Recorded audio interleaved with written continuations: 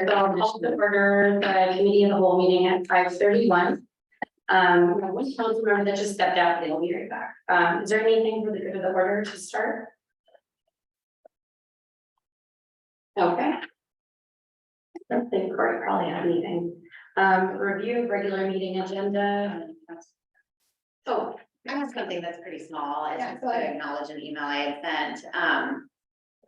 So I noticed that there's some portable toilets at the new Big Rock Ball Park, which is fantastic. I mean, I think especially with the sports teams using those fields for soccer, it's a great idea.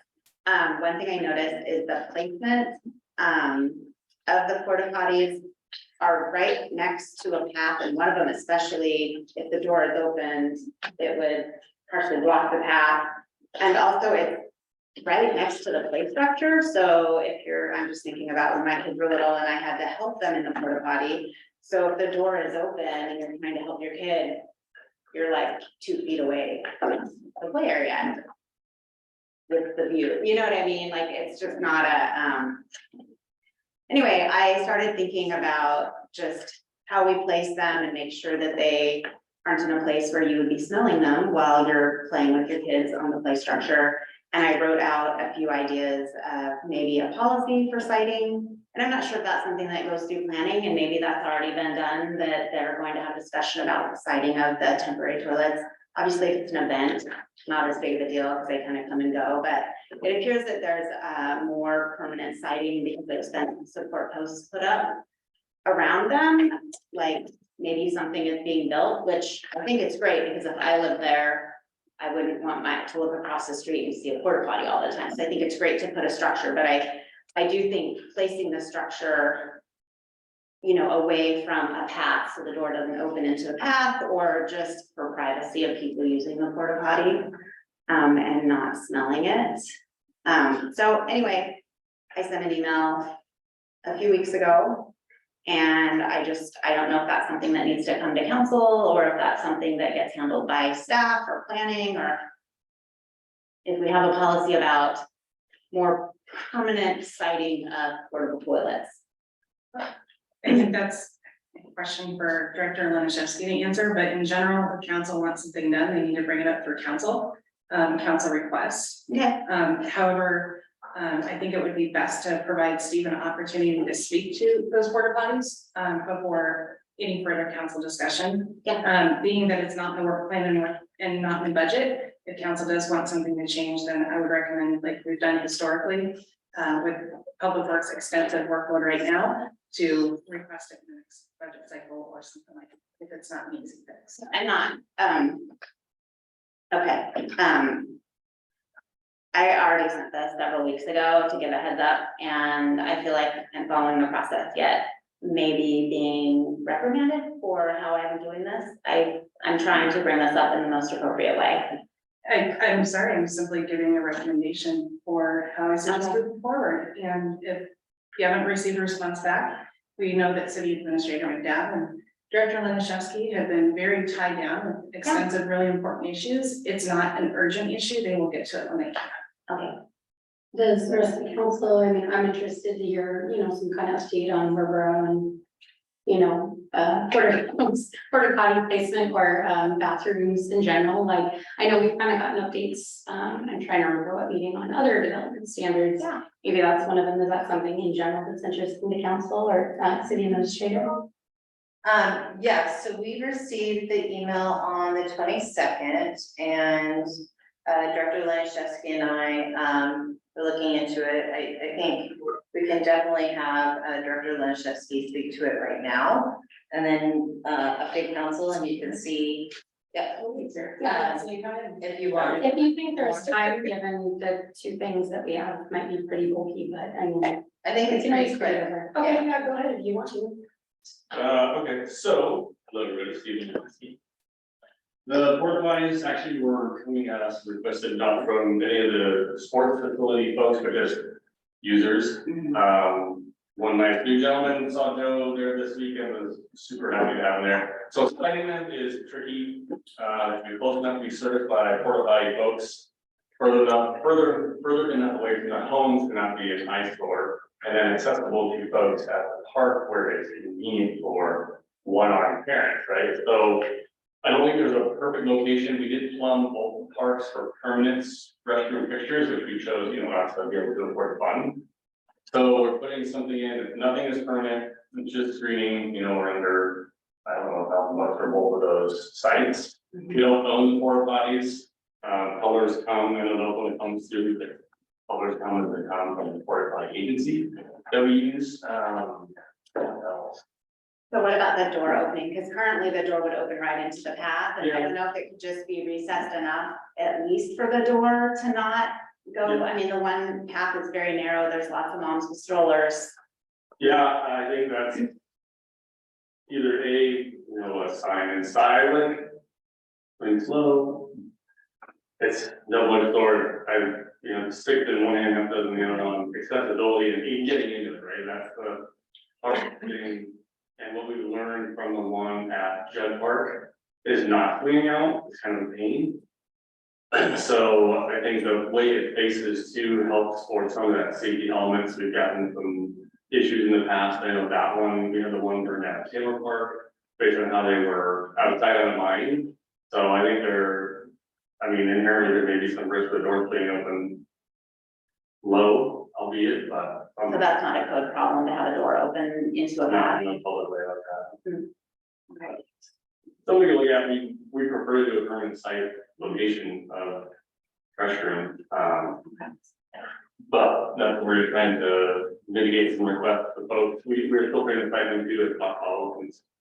The alternative is a homeowner or user said is, I guess, go be in the bushes, Yeah, I think that happens for sure. right? It's not like adults can hold it, 3-year-olds, 5-year-olds. Yeah.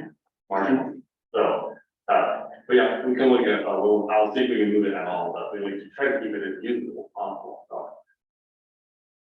I mean, the access part is less risky than getting hit by a door, but kids are gonna do crazy stuff, I'll probably be wrong on that. But, yeah, we can look at it, nothing permanent. Yeah, I think my only concern with recessing it more, if it's just the gravel pad, is I think one of them is inaccessible. And so like gravel's hard, even if it's compacted, so if we were looking at doing that, I would really want to potentially look at, a concrete solution or something, but I don't know how permanent we want to go. The one that's the accessible one, the path is much wider, so that's maybe less of an issue. It's really the one, if you go look at it. Yeah, it I know that opens you're talking about. right, and I'm just full disclosure, even when it's not hot, you can smell it when you're in the playground. Yeah, I hope some of the screening helps the hotness. And then I make sure, I ask Joe to make sure that, like, once it gets on or out, sometimes it's sort of good. So when that comment did get made, I asked Joe to make sure everything occurred. It could have been stick for me. And access in there is there too. They could have tried and just been like, not a lot. But yeah, we didn't do that. Thank you. Right. Anything else? So for the review of the regular meeting agenda, that's just usually your chance to let me know if there's something on the consent agenda that maybe you had a question on, that would want lead you pulling it off consent, just so we can handle that now and keep things on consent when possible. Are there any concerns or issues?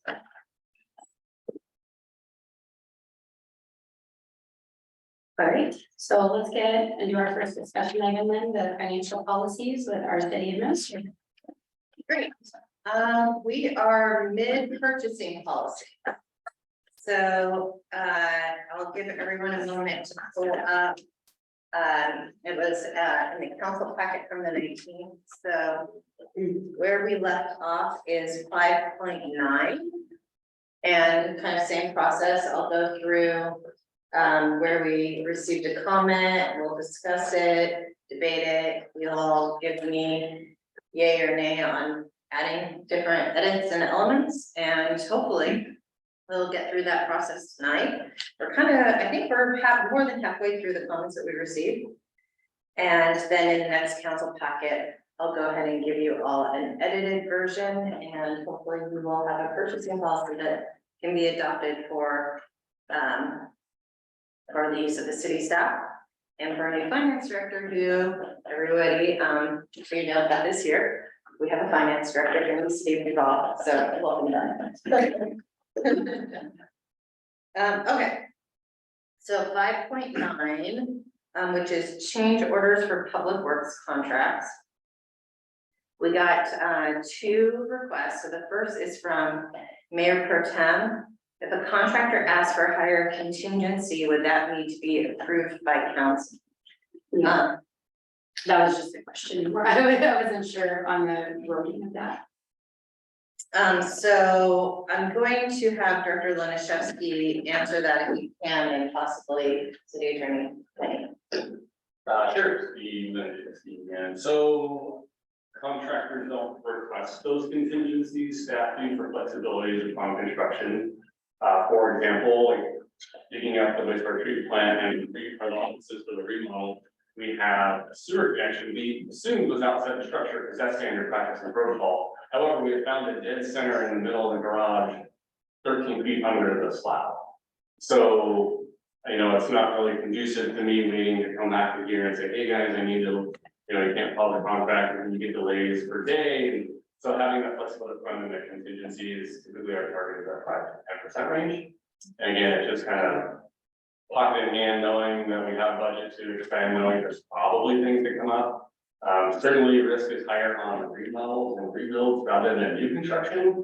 So there's always that to consider. And like when we did Main Street too, I think we did, it used to be 20K, 20% return of lefter, and we put a number on it again, because you're digging in the middle of the highway, you're setting a, $100,000 Powerball, something in your way, you have to have flexibility and, the financial ability to be nimble.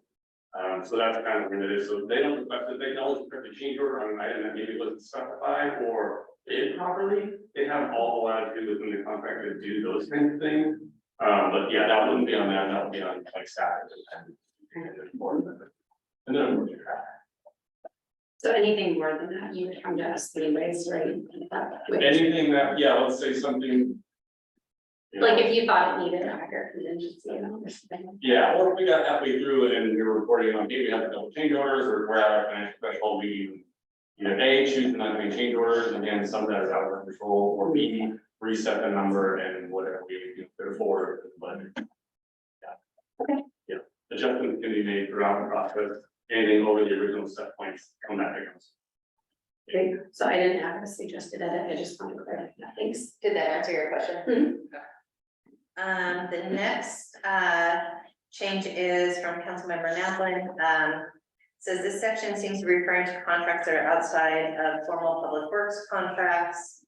I think this section should be pulled out of the public works section, possibly renamed amendments and change orders, or a new section created for non-public works contracts and amendments and simplified. Where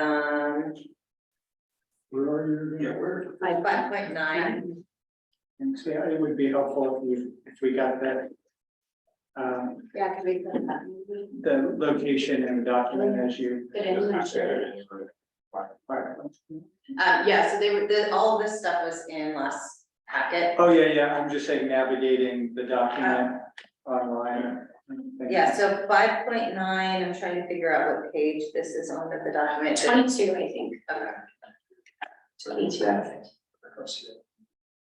I'm still working to connect to, I don't know what's going on. Oh, you mean, yeah, our Councilmember Naplin's comments in the PDF, or was I saw? No, they were separately separate. sent. Yeah. That's why I'm not seeing, thank you. Yeah, so yeah, I sent a separate email with Councilmember Naplin's comments. No, would have been, I finally just got it loaded. I don't know why it wasn't doing it. oh, let me see what day I sent this to council. Second screen. So that was sent on Friday, September 15th at 10:09 a.m. Okay.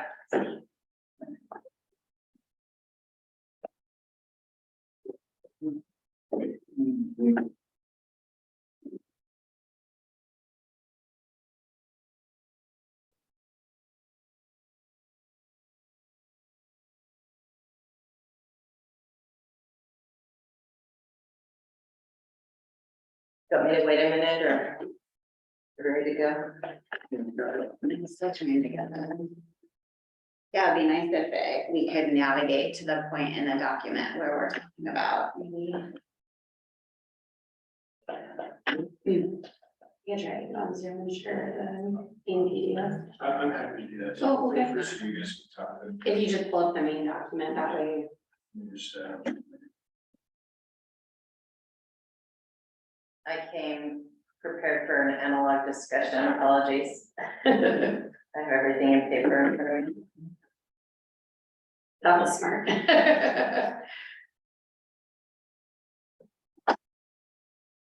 One thing I want to ask about. Oh, I'm hearing an echo. About this is that, and it sort of relates to Mayor Pro Tem's question. When we're talking about change orders, it wouldn't be anything that has to do with a change of scope or maybe realizing it'd be nice to have something in the middle of a project. A change order is if there is something unexpected discovered that needs to be addressed, such as the sewer running under, but it wouldn't be towards the end of the project or the middle of the project. It's like, well, it looks like we have a lot of contingency that we're not going to use, so let's do this. That would be nice. So I just want to get clarification because I don't know if I've seen a definition. Some of these policies try to differentiate change orders from amendments. Like one would be kind of unexpected things and an amendment would be something you decided. Because I think if you change the scope, then it sort of makes the bidding you did not quite, you know what I mean? Like, then it's not necessarily an apples to apples because you didn't fit it with the extra stuff. So I'm just trying to understand clarification maybe on Councilmember McHenry's, even if it's within a contingency amount, if it's changing scope or adding something new or a nice to have, that would come to council. If that makes sense. So under 5.9, it reads under, with a specific reference, the city administrator may execute a change order to a contract without city council approval, provided the total cost does not exceed previously approved budget appropriations, including any previously approved contract expenditure authorization, and then it details the threshold for that. So is your question, what is in and out of this section? I'm not sure I understand your. Yeah, sort of, I guess what I'm saying is often this kind of section kind of is an overarching of changing contracts or change orders, and it wouldn't necessarily only be under a public works contract. It'd be just contracts in general, modifications to contracts or using of contingencies or things like that. Well, this is specific for public works contracts. So 5.9 deals specifically with public works contracts and change orders to public works. So I wasn't sure that I noticed a section that would address modifying other types of contracts. So that was the root of my question, is I couldn't quite tell if there was another section that would address modifications to service contracts, just any other kind of contract that we would sign, design contracts. So it seemed a little bit interesting that there was just this one section that addressed it, and maybe I missed it. So trying to kind of get to being solution focused, are you recommending that under services, purchasing materials, those types of contracts that we added another section for change orders, to be clear?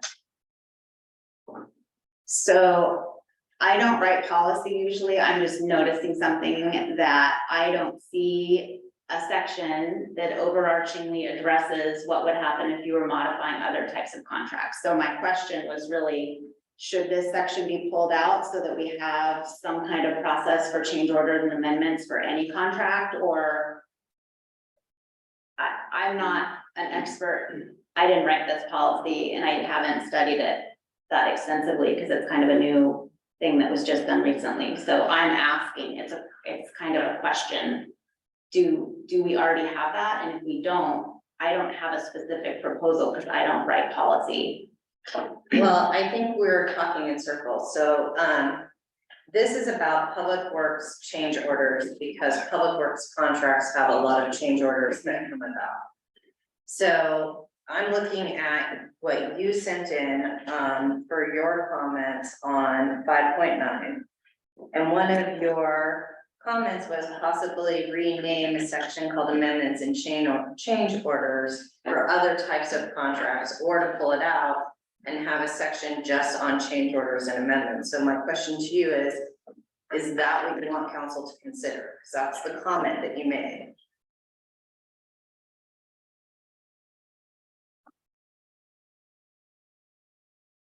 Daniel, you've worked on this. Do you understand the question that I'm asking? I do. Okay. What are Um, your thoughts?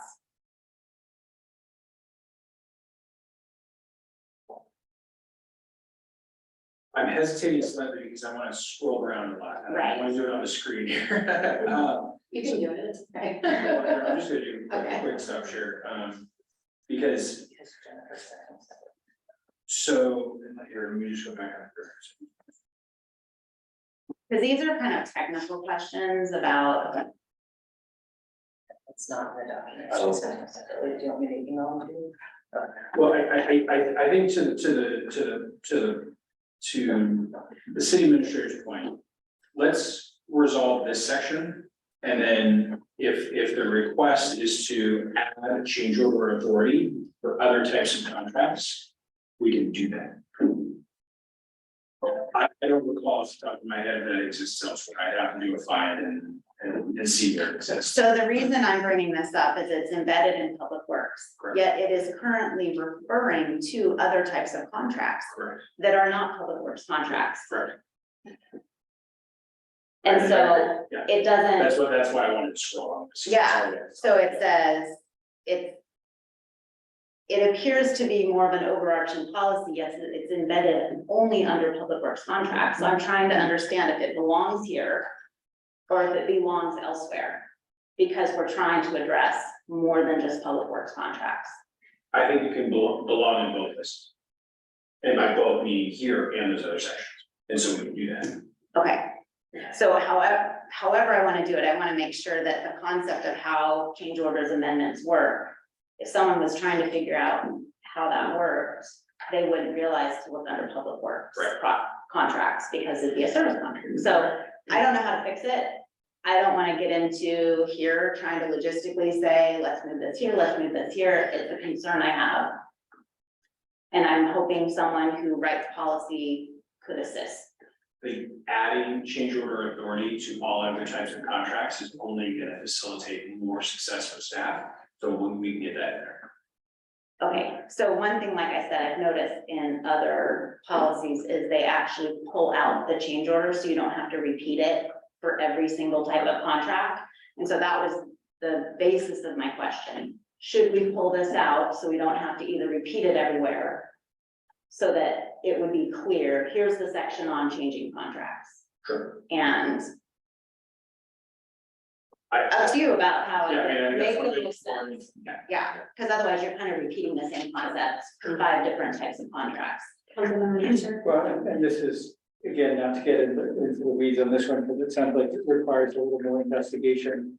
I would anticipate that, as Daniel said, both public works are more likely to have change orders based on some scope changes and material costs. But the threshold might also be different. So that would be one of the potential reasons for not pulling it out, because you could have a different table of thresholds for service contracts, which tend to be at a lower cost and other things. So again, I'll defer to, I think the item here is to pull that out or investigate. I think that's the ask, and then you'll come back with a recommendation. But I just wanted to point that out. That might be one of the reasons not to pull it out, because the thresholds and could be very different based on the service contract versus. And I totally agree with that. And so if that would happen, that'd be great. And then the original question that was prompted from Mayor Pro Tem's question is, when we're talking about a change order, is that if it is something that is not within the original scope, and it is not because we discovered some random thing like a sewer running under the building. And so it just has to be fixed or we can't proceed. It was an unknown thing. Can this authority to spend change order money without coming to council apply to scope changes for nice to haves, or looks like we're gonna have money left over, let's do this? Director Lanishevsky Yeah. would like to speak. So, yeah, simplest way to think about it is contract for public works is always buying bits and bobs. Installed or purchased, whatever it is. So the only authority we have is within the dollar amount confined and the itemized schedule items. If I need to buy 10 more hydrants, that's a change order. The financial threshold too is documented in, let's say I had 10 hydrants and I needed 5, you would document that deduction, right? And then if they said, oh, we have put 10 times the amount of rock in because of how we dug that trench for the water main installation, then that goes and offsets an increase in another line. Those are items purchased. So anything outside of that typically would be an amendment. And then a financial authority and an amendment isn't necessarily granted, right? So we don't have anything in this that says how to handle scope amendments. Right. Per se. Now, I would, like, throughout projects and or contracts in other departments, I think you'd wanna weigh the financial threshold and amount of work relative to 10, 20K or 20% like the old way. On a $20,000 contract, it's already under the authority, 10% of that is $2,000, it's probably not coming to anybody anyway. Once it clicks over that, the current authority is 25, then it will come for a change. Exactly. Right, but that's not like, yeah, I don't know that that's covered per se in words, because it's. Yeah, it Not doesn't. standard you need to be, because the change has to come forward. So a lot of procurement policies do differentiate between a change order that is kind of an unexpected thing and an amendment, which would involve a change of scope. Sure. And so I just didn't see that. That was the other reason I was, or maybe I just don't see it and it's there. I think I pulled up, so Okay. it's broken onto the next page. Okay, So it says the changes to the scope must be done by contract change orders, change order. Substantial changes to scope must be done to the administrator to the director. Whether and to determine whether that's a new contract. So that's what's in here, and it would appear that it just kind of broke across the page, maybe more than you'd expect. I just want to check in with council members, Buckle and love it on the topic that we're talking about right now. I kind of heard we want to maybe hear a little bit more about, are there different thresholds for the different types of contracts? And so would it make sense for each, section to have its own thing on change orders, or would it make sense to have one overarching? So I just want to check in with you guys if that also sounds, if you're in agreement that you'd like a little more look into that. Well, so we're talking about amendments and change orders, right? So an amendment. There's a change in scope. And sometimes this change in scope doesn't require a change in dollar amounts, right? So, I don't know, when I first read this earlier, it seemed like you could have taken out the title of public, what was the title of? Public Works. Public Works, and you just put in change orders and then have a section under each one for different contracts, I think, for public works or. But in a lot of these cases, aren't we talking about contingencies in the contract? Where you have to exceed the contingencies. To trigger a change in the change order. Is that right? There's already in lots of these, correct me if I'm wrong, there's already wiggle room money. Yeah, like 10% Take care or of it. 20% or something like that.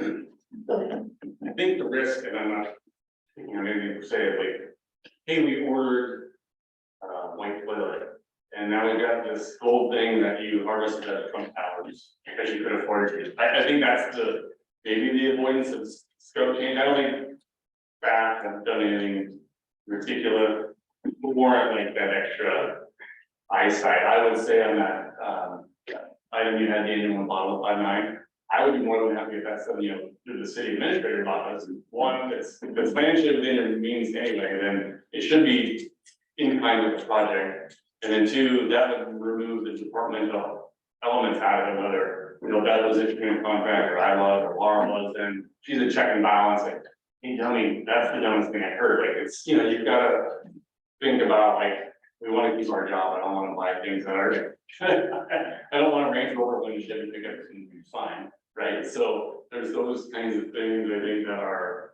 that I'm thinking of in this. I would say anything bid related that is questionable, if it ever arose, or like, hey, we should have bid that separate, or it was such a specialty, it might have warranted a different contract. Then we would have called Daniel before we did any sort of attempt anyway, and say, hey, we're doing this, we found that, it's out of scope, it's kind of gotta get done, should we do it now, or should we wait? Like, there's always things to consider, so I mean, we spend the money, we try to follow the rules of the state of Washington, our codes. And that's, you know, the goal, and how the controls are set, it's the process you have to follow. And when we follow those processes, we're doing, you know, the right thing. We don't follow our processes incidentally or accidentally, or, you know, maliciously lose your job accidentally, maybe the auditor says something, you know, that kind of stuff. So I think there's, some flexibility should be had because things do change. I think there's an oversight that should occur from a staff person, i.e. the liaison between, you know, the mayor's office and administration and policymakers as city administrator. So, the end goal is for us to do the work and keep our job and do the right thing. So I don't know that I think extra words need to go into this other than some protections that, you know, the policymakers are comfortable with, but that's like they say. Yeah, go ahead. Would council be amenable to taking this section out, changing at the end, public works director to city administrator, and generalizing this section on change orders? Okay. Yeah, I mean, I think as long as, you know, unless there are different needs for different types of contracts, I mean, and then you could break it out in any way you thought, but. I really like, your suggestion about that service contracts that are generally smaller, a threshold might be different. I think that would be Or there might not need to be one, as Steve said, I think it's the difference between the reallocation, as you said, call them bits and bobs, like you're shifting quantities between, I don't have any concerns there. I know historically when you needed a new UV filter, you come back and there's a scope change and you've gotten it approved. Similarly, we've had the fund reallocation, when there are funds and they're being applied to something else, you come back to council with fund reallocation. So in my mind, it's sort of the validation. If we can identify need for a service piece and there's a different threshold, let's do it. If the likelihood 99% is always going to fall under the contingent funds or you know, whatever those thresholds are, it may not be required, but I think that's what you're kind of asking for, Jennifer. I'm hearing let's validate the need, and then if it is different, break that out. Otherwise, it sounds like there's a consensus to pull that section out, as you said. Okay. Yeah. Okay. All right, I think I documented that. There was one other section, a specific request under this section, which was to add all change orders regardless of amount will be reported to council on a monthly basis. That's from Sultan and others. I'd be more lenient and say all change orders over 10K should be reported to council to simplify and be in line with other suggested provisions that all contracts over 10K be reported to council on a monthly basis. I think we covered this last session, which we said we'll just list contracts out. So the request would be, do we also list change orders out? I will represent that from a staffing perspective, that's pretty onerous. And so I'll leave it at that. Yeah, I don't know if you, so that was from Sultan, that they said all change orders, and I thought that seemed extreme as well. And so that's why I suggested a more reasonable way would be that all change orders over 10,000 you know, maybe be reported, so only large change orders, really, that was what I wasn't recommending the others, I actually said. So a question I have is, would those change orders need to have an agenda bill? Because. Okay, so I just want to make that clear. I think to reframe, Clarification. I think to reframe, are you kind of asking like, for example, you know, the list of the checks that get written, just something kind of like that, just like a list, Okay. not I just like wanted to a, be clear, not like because- it's getting approved, not consent, anything like that. Similar to I how just we wanted would to be- provide contracts, you don't need to write an agenda bill, you just provide, here are the contracts we approve for the month. Yeah, I just wanted to be clear because agenda bills, one agenda bill is easily for minimum review. Several $100s just to get through, so that would, I just want to make sure there's efficiency built in. Yeah, I would be in favor of that over 10,000 if, as long as, because like, I don't have a tally in my head of how big the change orders usually are, so are most of them within a certain range, maybe that needs to be a higher amount, I'm not sure, whatever wouldn't be, you know, difficult or a lot of extra work. The change orders that are typically coming from Director Thomas, myself, or, Director McMinn are gonna be under 10,000. Director Leshewski have the big ones. I just can pull it out, but I think we have one. Again, it's in the approved amounts, but 14 or 16,000 at the 300 mile on 4 issues. Yeah. Thinking better than meter, we have on a mile, we're trying to fit in. One is the project scope and project contract, and then change orders for the second line. So, yeah, the $800 credit, like there's things that come and go cost. Other council members have an opinion on that particular item?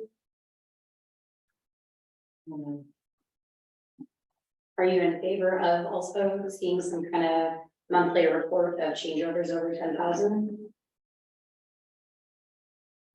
No? One no, or one.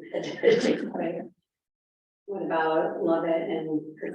Yeah, I think, you know, I had sort of the same question that you raised, Amy, was what's considered an anomaly? If those are the ones I would care about, it's something that is outside of whatever the typical, you know, not necessarily seeing on a monthly basis, but something that's going to raise a question or have a budget impact or something of that sort.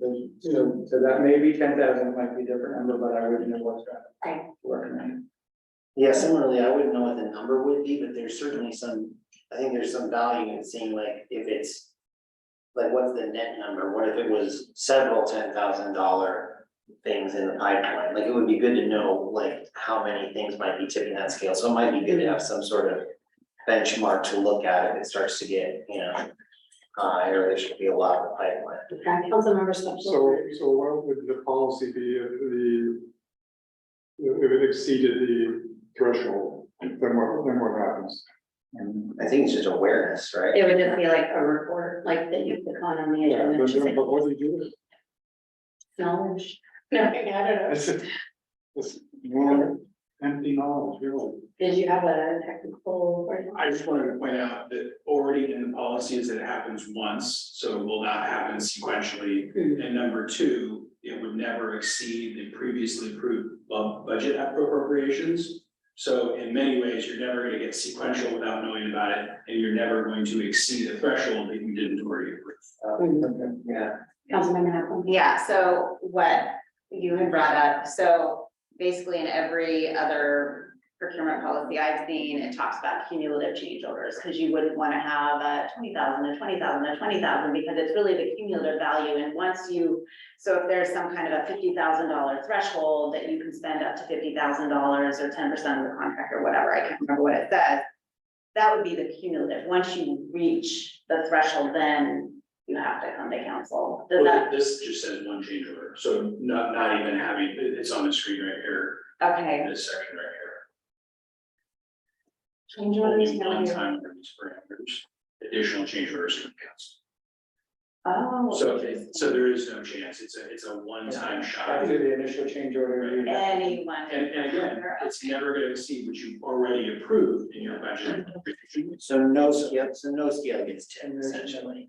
Yeah, that we didn't previously already. Right, so if you're looking for a threshold, this has already created a threshold, that you Because it's the know one. this project is Okay. gonna cost a certain amount. If it's gonna exceed the budget, or it's gonna be more than one, it's coming to you anyway. Okay, then I don't necessarily I guess, know that. yeah. Yeah, I kind of feel that way too. Now that you explain that, thank you. Okay.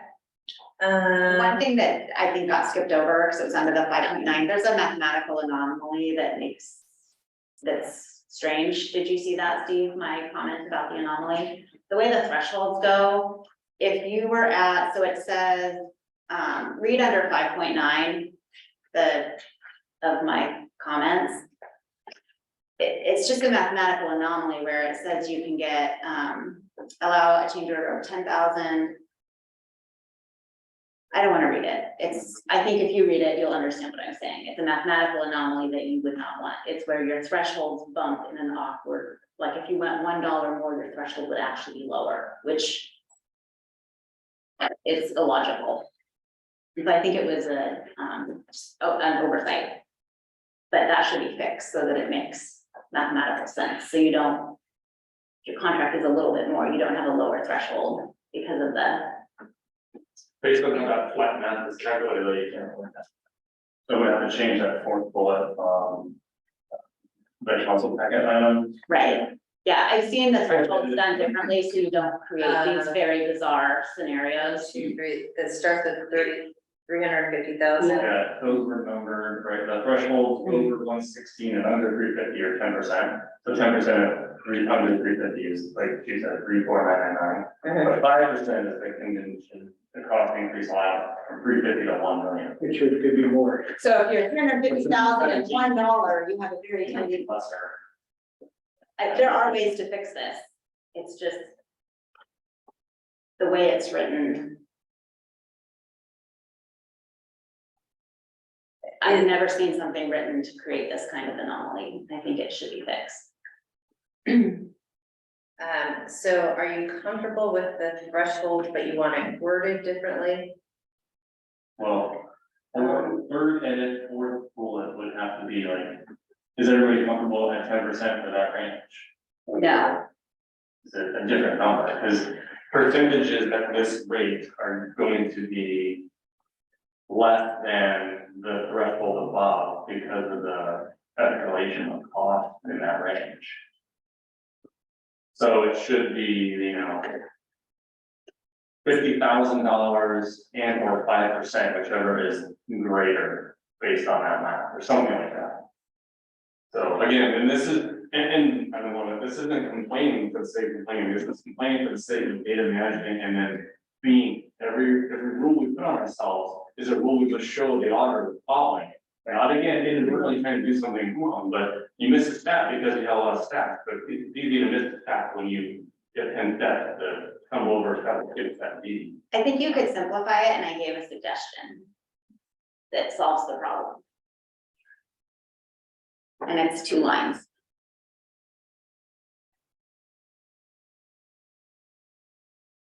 And you could use that format for another higher number if you prefer, but that's just one suggestion.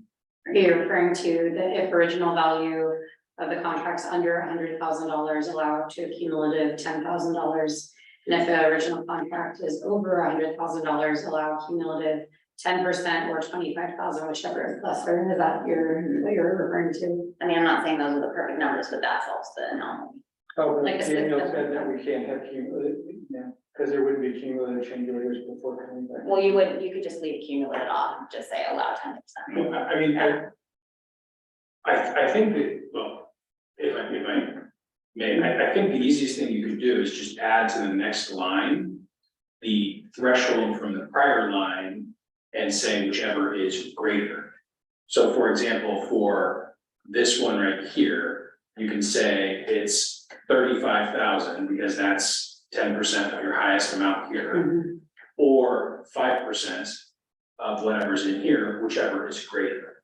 Because you're at least getting what you got in the last section, or you're getting more than that depending on when that 5% becomes more. It becomes more at $700,000, so you have 350 to 700, which is lesser than the line above. Or the same, So then you're getting no benefit. Right.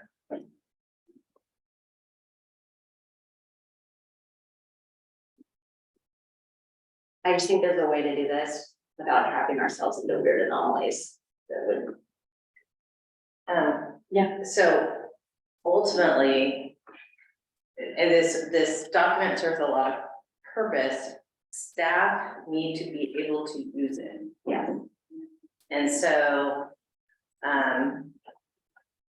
you know, clarity will help staff immensely if, you know, it can be clearly interpreted and understood.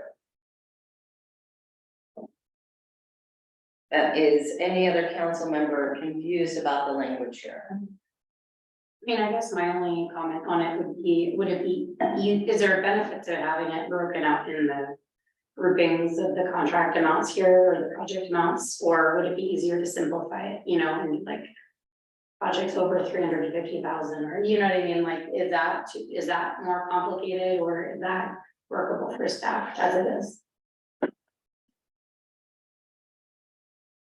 Yeah, go ahead. I can't speak that. I would say like, it's about the city's risk of allowed expense. However, when we bring agenda goals forward at the beginning, we put the finance people on it, we show that we A, have it in the bank. And then B, what we're going to spend. If we understand a risk, we bring it forward earlier, hey, we think this needs a 10%, and then it's in the action item. And the table is moving that way.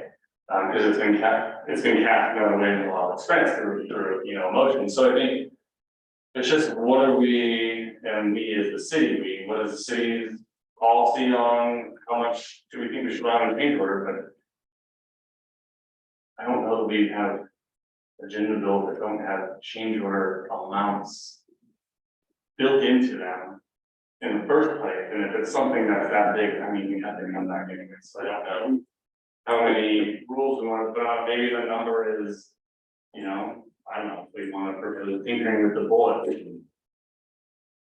350 under, 250 to 500, 500 to 1 million, 1 million above, like, make it a little different range, but consistent in the plans amounts relative to the other tables without it. So. Council members?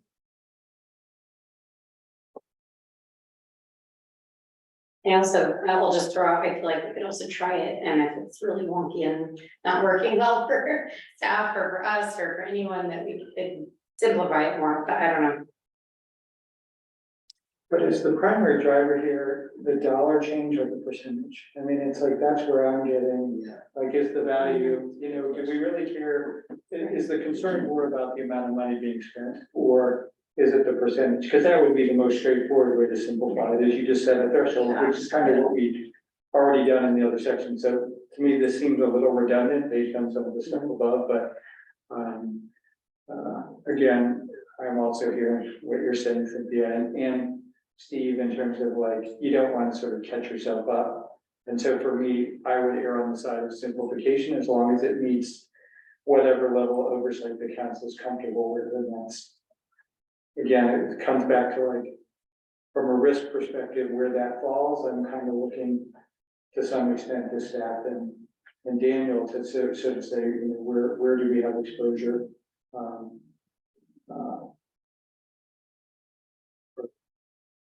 That's, I mean, because this is pretty complicated. There's multiple steps. The bullet above is even mathematically wonkier than the bullet. It's pretty wonky. Yeah.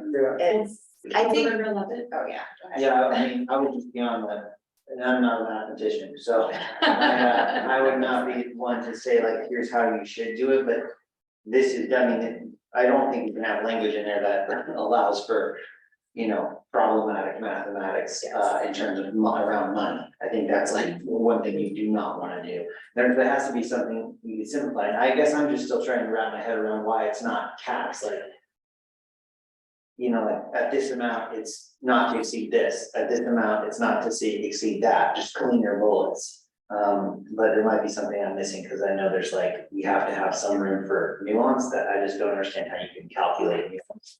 And I'm not a mathematician, but all to say, I don't think we should have language in there that represents math that does not work, that does not Go make ahead. sense. I'm gonna ask the question again. Is council okay with the amount, because it can absolutely be written more clearly?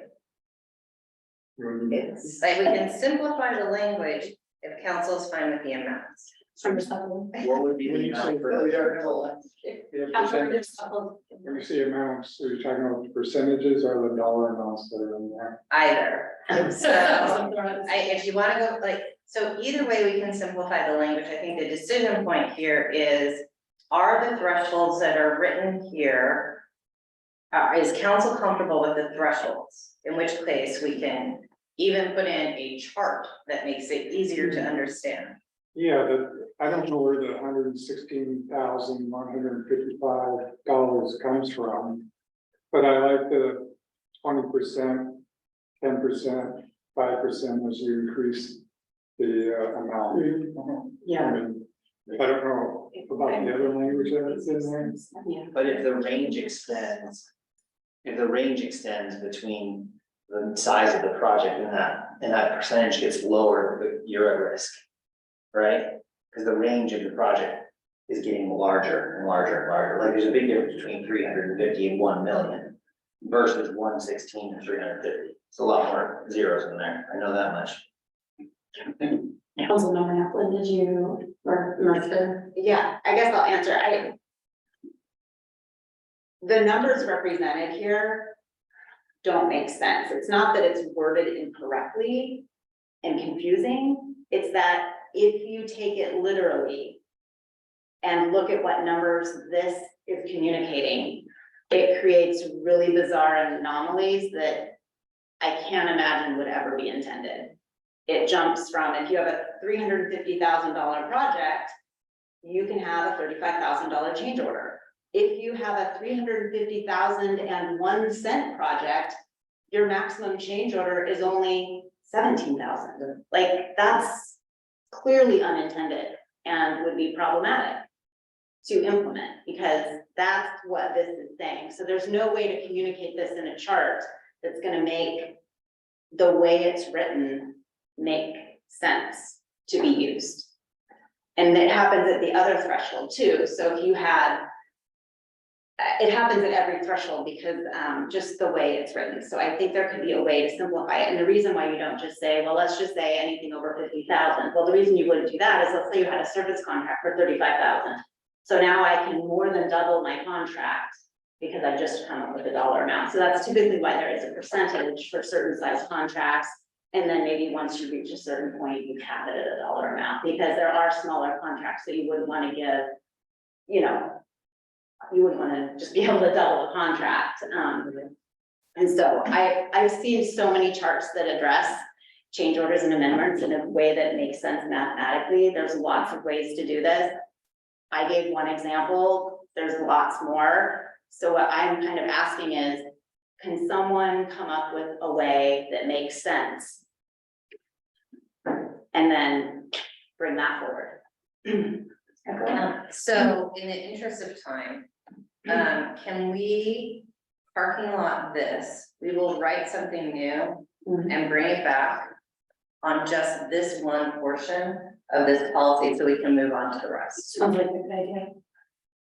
And Councilmember Lovett, the numbers are at those spaces Yeah. because of the table under front and 5.2 above, so we're trying to mimic in that table right there, I'm going to call that CO authority. Put on the edge, figure it out. Because it's, yeah, that's what those numbers are. They weren't complicated, they were trying to make matches with other things throughout the contract. Got it. So we can take a crack at it. Move on. Yes. Okay, so the next section is under contracting for services thresholds, which is in Section 6, under services.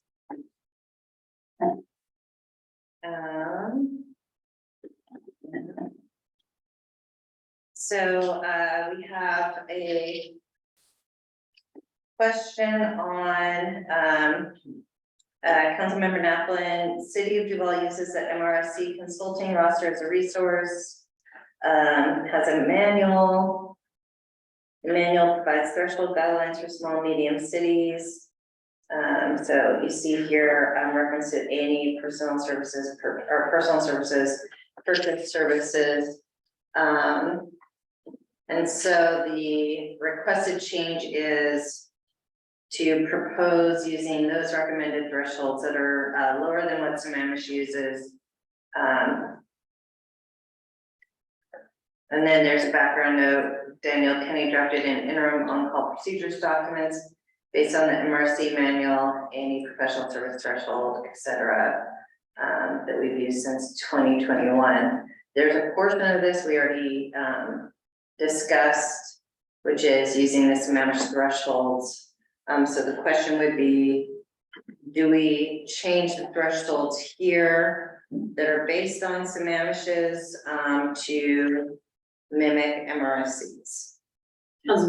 Yeah, so these thresholds aren't about when things have to come to council, it's about how much competition you would want to get. So larger cities, if they're constantly doing contracts, huge contracts, their level of competition of how many firms they inquire, how many bids they get, their thresholds are often higher of how competitive they want things at what threshold. So this isn't about what council approves, it's really about how many bids you should get or how many proposals you should get, depending on the size of the contract.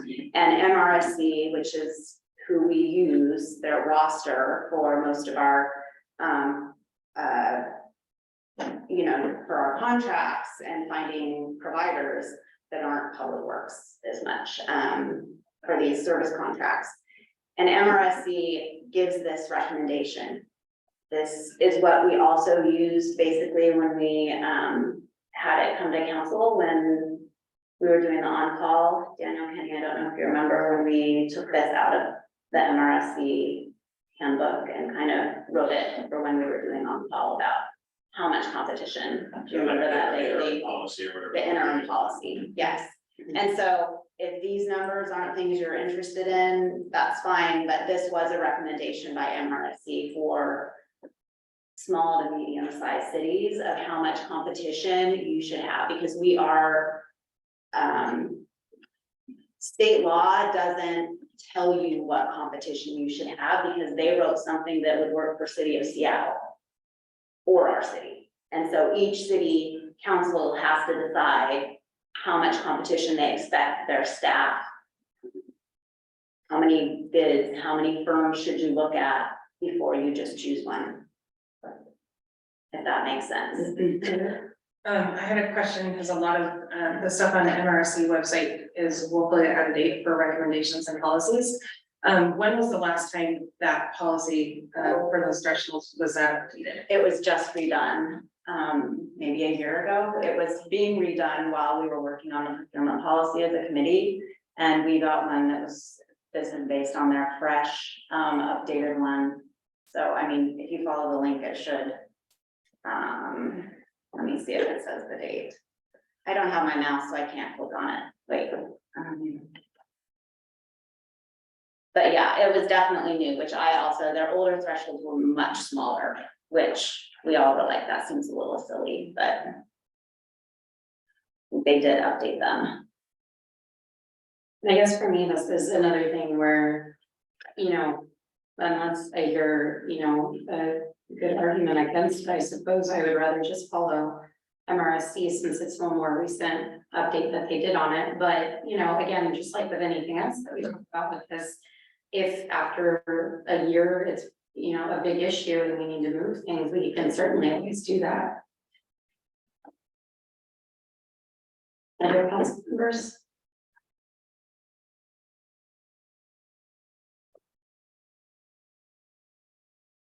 And I would love to know if any council members object to the way it's written, being that this is 5 years in the process now. And if you want to change it again, and come back in a year, or if you'd rather try it as written and then come back in a year. There's been tens of thousands of dollars spent on that policy. It's been a long time coming. That's what Director. So to come to the service, going to be supposed to $400 base, and we have no idea what they're going to be until we reach out. I think that makes it somewhat, problematic.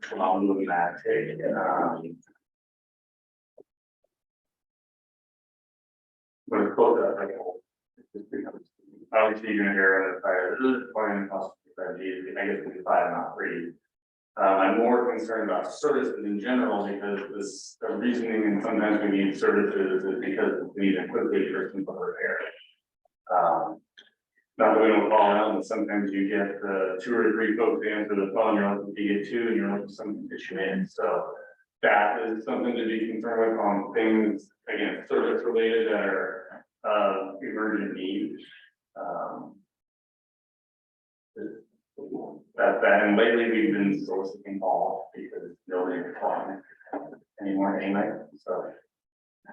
For the most part, it's moved, because we're gonna fill it, and we have qualified personnel who are doing a nice job, and Ben's got it down pat to how we want to have our ads pushed and questions solicited, so we've got a system, and doing all is easier too than making sure like you get a MWDD or WDD or whatever, like give it to everybody.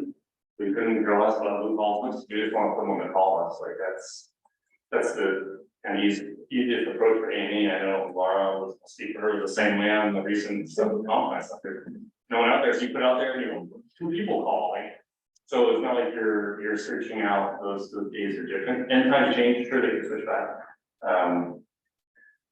So yeah, I would just be a little, again, thresholds are thresholds, and when we're at the middle is when you have to be careful that you did it the right way for your expectations. So we've heard from myself, the mayor, and Councilmember Naplan. Did other council members want to weigh in their opinion?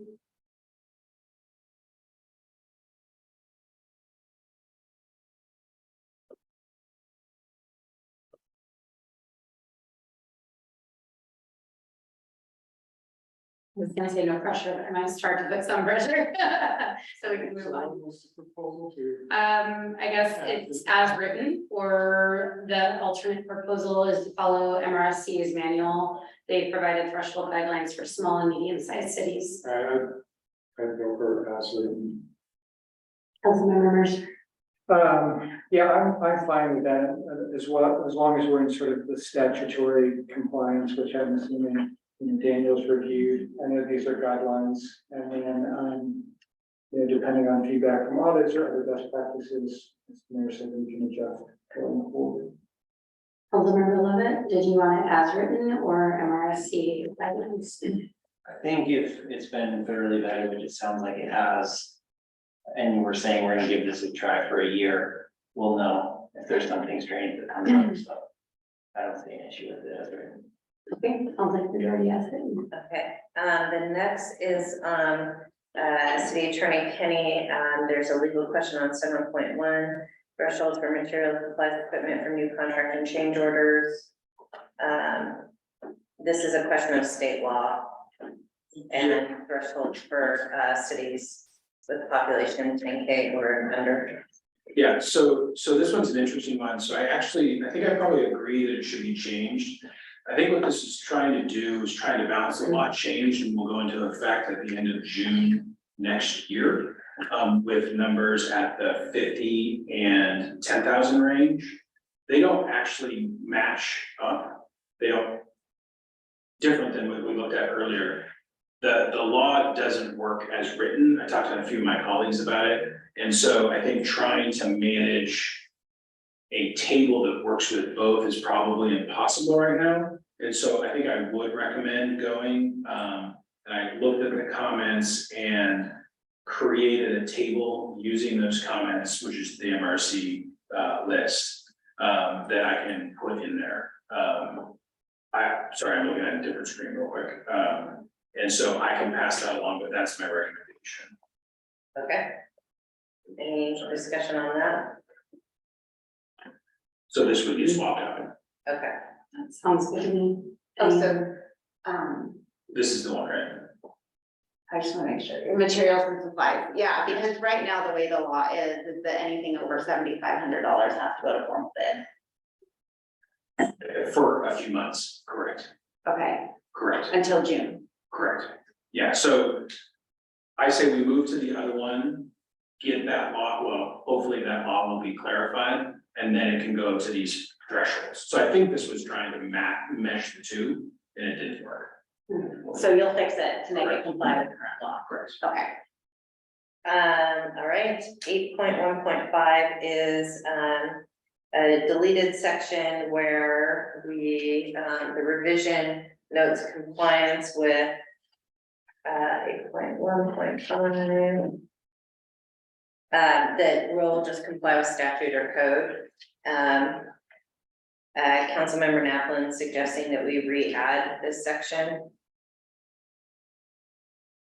I think what I was saying here is it could be simplified. It's just, really, when you're in a state of emergency and you're waiving competition or approval thresholds because it's an emergency, having some kind of expectation of this is how council is notified of using those emergency powers, I think that's a really common section you would see in that, of just, and I don't need it, I felt like you're right, this was a pretty lengthy section, doesn't need to be that long, but if there could just be at least something that explained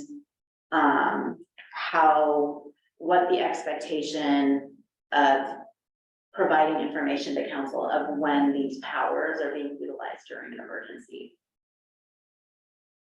Do you see what I understand what I'm asking for? I see what you're saying. Me personally, I would prefer to see the code change to have an emergency section of the code. Yeah. I think that's where that belongs personally. We haven't talked about this, but that's where I think. does.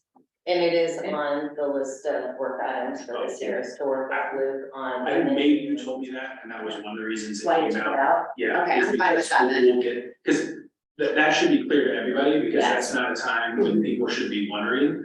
A side procurement purchasing policy is probably not the appropriate, it could go here, certainly. But in my view, the most appropriate place is we're acting under emergency powers, let's go there and see what we can do. And then everybody knows what we can do in that scenario. Okay, because we've had, I think, 3 states of emergency since I've been on council, and it's still kind of confusing. You know, busy time, yeah. All right. Oh, And I just wanted to add, as in every other state of emergency we've had, there's been extensive reporting to council on all expenses, and it actually has been very rare that we've had to waive any kind of competitive bidding requirements, and that was specifically during the pandemic, a global pandemic. So considering we've had major snowstorms, staffing emergency, and other issues arise, our reporting to council has always been extensive, and you have to, as part of just managing an emergency to begin with, in order to get reimbursed from the federal government, there's extensive documentation that must occur internally to be reimbursed by the federal government, which is typically much more extensive even than you would see in a normal agenda bill. So combined with that and the fact that council has access to all check registers that the city does, I think that, you know, to Daniel's point, this isn't needed here, or something needed in the overall update of our emergency management code. But there's never been an issue, so it's not a problem to be fixed. And not to mention, if there was an issue, the state auditor would pick on it very, very quickly. And if you're getting federal funds, those audits that occur after receiving those funds pick that stuff up as well. And we have never had any issues as a city. Looking at our list, and I'm hopeful we can get through the rest of the financial policy. I don't think we'll touch on our policy and cow tonight, but it looks like we only have a few things left on this. We do, so, yeah, and the one answer I would have is, it is on our work plan to do, and Daniel and I have spoken about it, to do all the updates to the code, for emergencies, so, in the next few months, we'll be seeing them. 13.1, change threshold on grants from 50 to 25K to align with signing authority. It's irrelevant. Yeah, relevant. Daniel, there's a legal question on 13.2, interlocal agreements. Yeah, interlocal agreements are a type of agreements. It's not just, we can have an agreement with another entity that is not an interlocal agreement. So the chapter is called interlocal agreements, and so, let's see, so.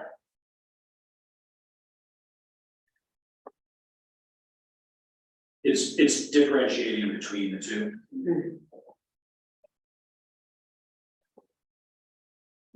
So what would be an agreement between another public agency that isn't an interlocal agreement? Because I guess that's what I thought the definition of an interlocal agreement was. Is it an agreement between two agencies? Yeah, that essentially is the definition, but it is not required to be. So it's not an exclusive thing. Give me an example of what would fall under that. Agreement with, King County for park grant. We don't have to have an interlocal event, specific grant and contract with that. We snow plowing, crack repair, crack seal. Okay, no, that's, The striping contract. but then we have a contract anyway.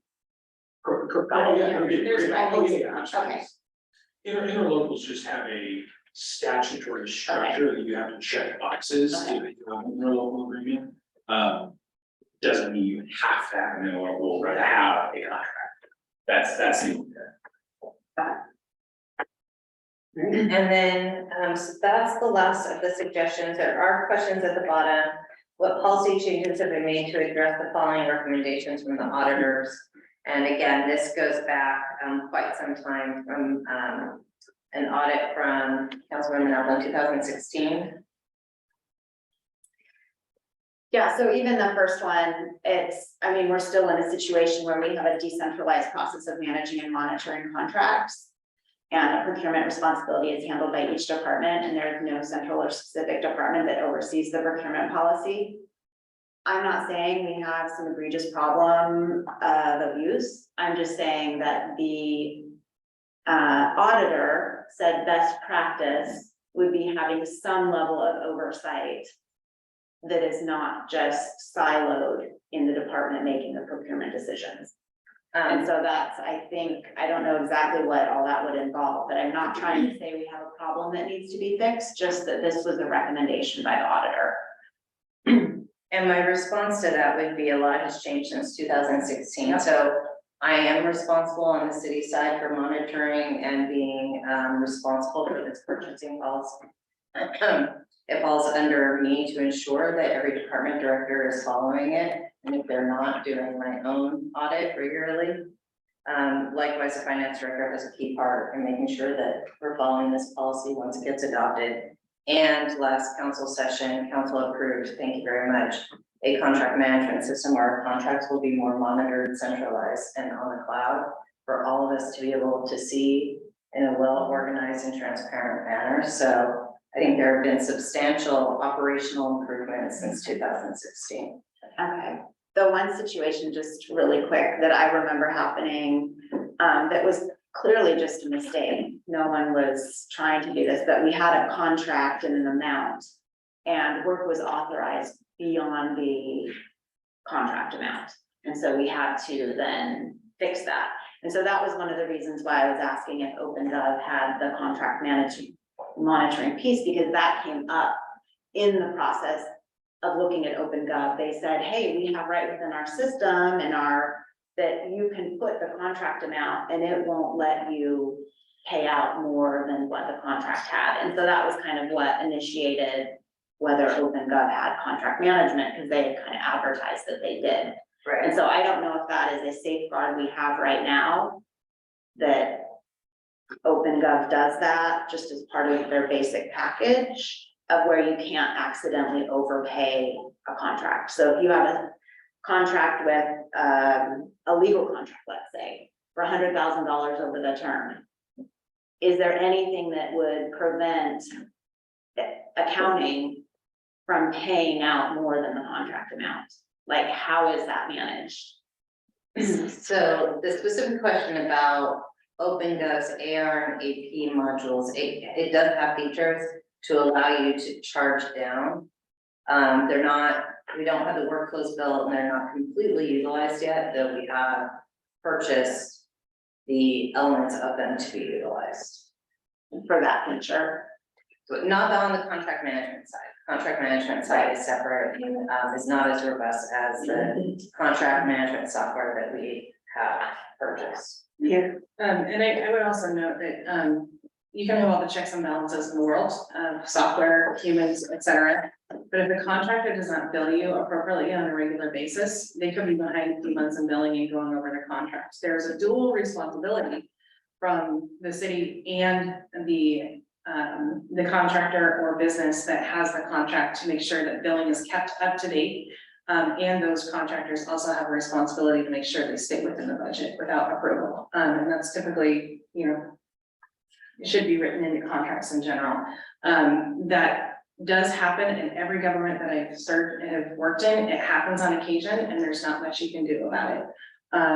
So occasionally it does, small amounts do slip by.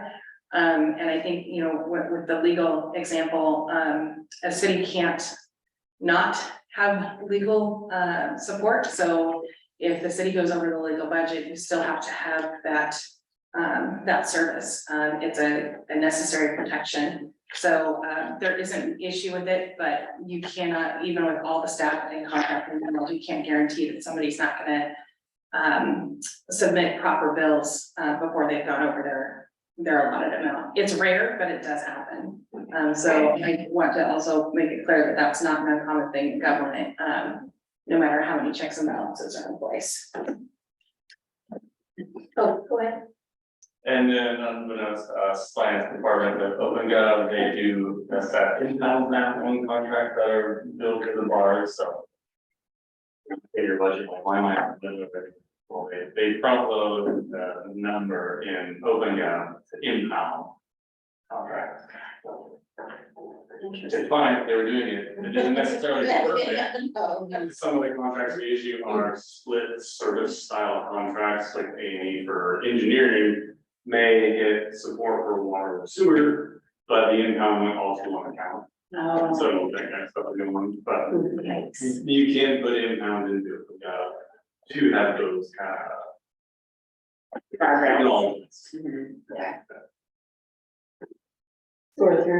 We are through the purchasing policy. We will come with a cleaned up amended policy in the next council packet. Thank you, everyone, for working through this. It's been a long ride, but hopefully we have got to a place where we have a purchasing policy that can be adopted. Yeah, it was a big step closer tonight, so that's awesome. Yes. We're not obviously gonna have time, 6:49 to talk about the public art policy. I'm wondering, looking at our agenda, I'm trying to eyeball it, and sometimes it's not the best way. If we would have time to discuss it during our normal council meeting tonight, or if we should table it to another meeting. I think we will, We don't have to necessarily go all the way through it, but if we even just got like 10-15 minutes or, depending on how other things, but we could put it at the end of anything we have potentially. Yes. Council for next week. What's that? What's on the agenda for the? We don't have a cow next week because we don't really have any, I'm not gonna be here. So if we ended up wanting to schedule one, which at this point would probably be a little short notice, but, yeah. but we do have a cow on the, whatever the second Tuesday is. Totally up to you. We can bring it to the next meeting. Does council want to, we would just need to, when the meeting starts and ask for additions or corrections, we would move to add it to our, I'm guessing I'd go under old business. For, yeah. Yes, I think we could probably get through a good amount of it. If council would like, can't talk. Yeah, my preference, only because I don't know, it's a little selfish, but I prefer to plow through it all and get it through all in one session. I think people stay on the same page, it's easier to follow than having to connect different conversations. Rick is out today, he'll be back. I just, that's my 2 cents, but I'm happy to to go with the majority, but it doesn't look like a lot, and I think we could get through it in one session if we prioritize it for the next cap. I mean, I guess I think some of the things we have on tonight are really quick and that we could have potentially a lot of time, but I don't. We do have a closed session. Yeah. Which those tend to run long when Yeah, I think kind of prolonged with, just because I agree with what Brian's saying, you know. I'd rather have it done in one night than start it tonight, wait till in 2 weeks and try to remember what we were doing. Okay. Anyone else? Okay. So it sounds like we'll just stay back for another meeting then. So with that, we'll go ahead and adjourn at 6:51 PM and be back at 7 for the council.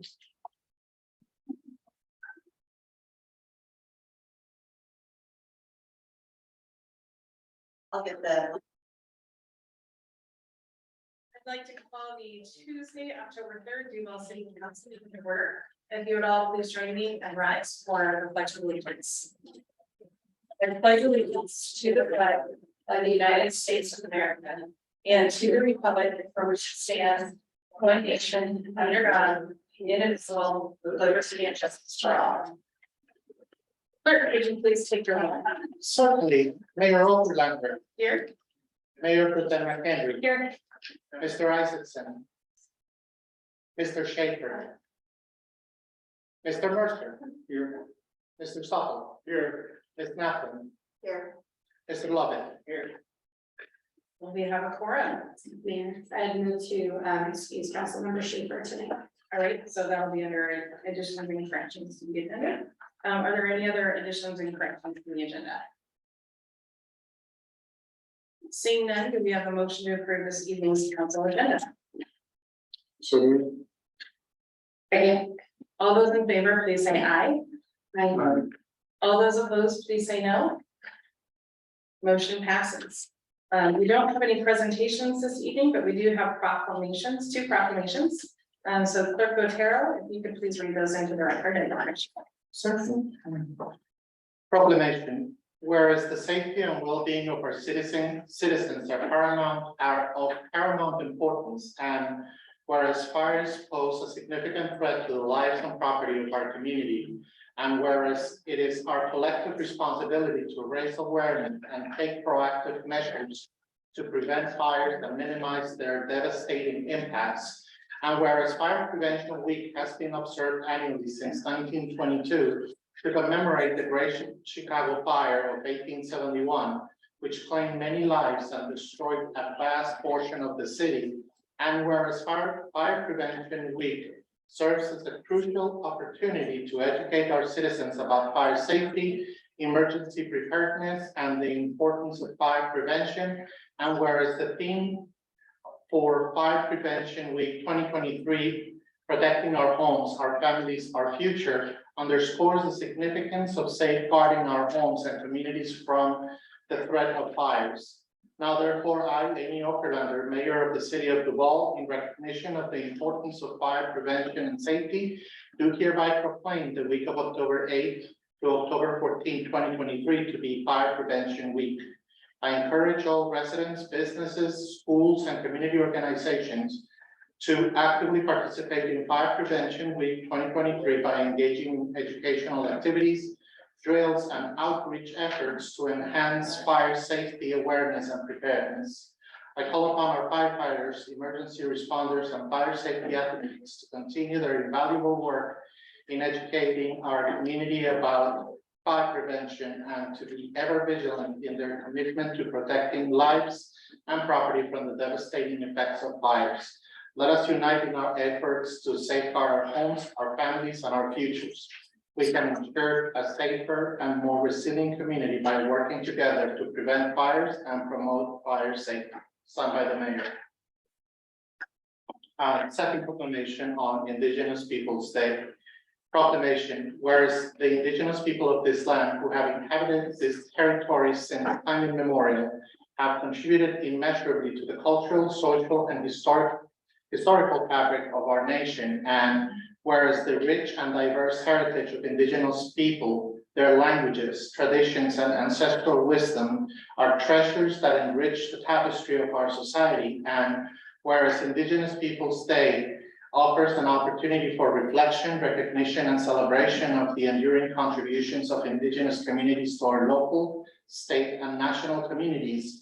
And whereas it is essential to acknowledge the historical injustices, including forced displacement, dispossession of land, and cultural suppression suffered by Indigenous peoples, and to commit ourselves to fostering reconciliation, understanding, healing, and whereas Indigenous Peoples' Day serves as a reminder of the ongoing struggles for justice, sovereignty, and the protection of Indigenous rights, lands, and resources.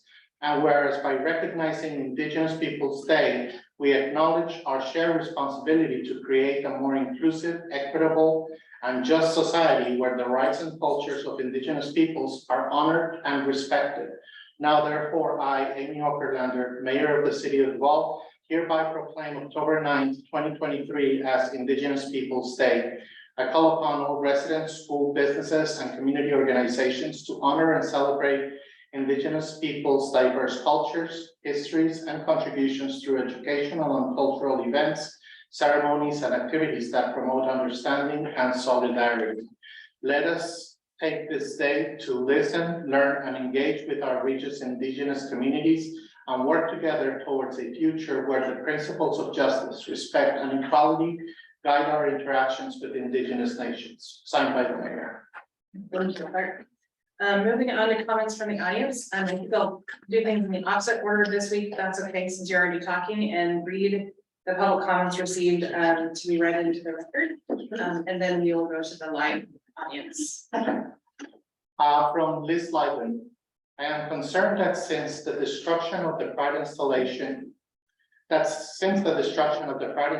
in front of Valley Mail, I have heard nothing about how the city is going to move forward to demonstrate a commitment to love over hatred in our community. The clandestine demolition of the symbol of care and acceptance of our LGBTQ+ community members was a kick in the gut for them and for their allies. I hope that the city will step up and make me proud to be at the Valley again, because right now it's feeling pretty icky. Liz Lyden. From Christine Tappert. As a Snoqualmie Valley resident, I am writing today in full support of a public pride art installation, our beautiful and rapidly growing city of Duvall. The symbols of pride are a welcoming message that Duvall fully supports inclusivity and diversity in our communities. Thank you so much for considering this very important and artistic installation that can be enjoyed by everyone when the true, absolutely not sexual, meaning of pride is understood.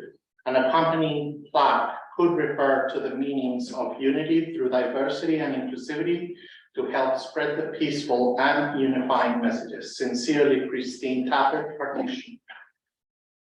From Shay Scribner. Hello, I am unable to attend the city council meeting in person tonight, but I just wanted to share my support for pride art and events in the community. As a transgender and queer person, the art installation that Absent facilitated helped me feel safe and seen in my own community. Queer folks are an important part of our town and contribute immensely to the culture and well-being of our community. We are deserving of respect, dignity, and support. Without the Duvall City Council taking a stance against bigotry and advocating for us, we truly fear for our safety. As residents of Duvall and community members of the greater Snoqualmie Valley, we need you to hear our needs and respond accordingly. Please take appropriate measures to support us and our ability to thrive and contribute to our hometown. Thank you, Shades. From Juniper Belmont. Please read the following. My name is Juniper Belmont and I live in Duvall. I am queer, transgender, non-binary, and I use they, them pronouns. Thank you very much. I moved here because I thought I would find a community of like-minded people. Despite living the big city, I knew that there were queer and trans people of all kinds here in the valley, and I was right. Unfortunately, I found that what community there was in this place was small, scattered, and lacking in any real power. But there have got to be strong allies here. Who amongst us doesn't know queer friends, trans kids, or some gender non-conforming people who attend our schools and churches and who shop at our local businesses. And yet, despite our town being supposedly liberal, and our council supposedly represented us, we in the queer community and trans community are still belittled and actively hated on by our fellow townspeople.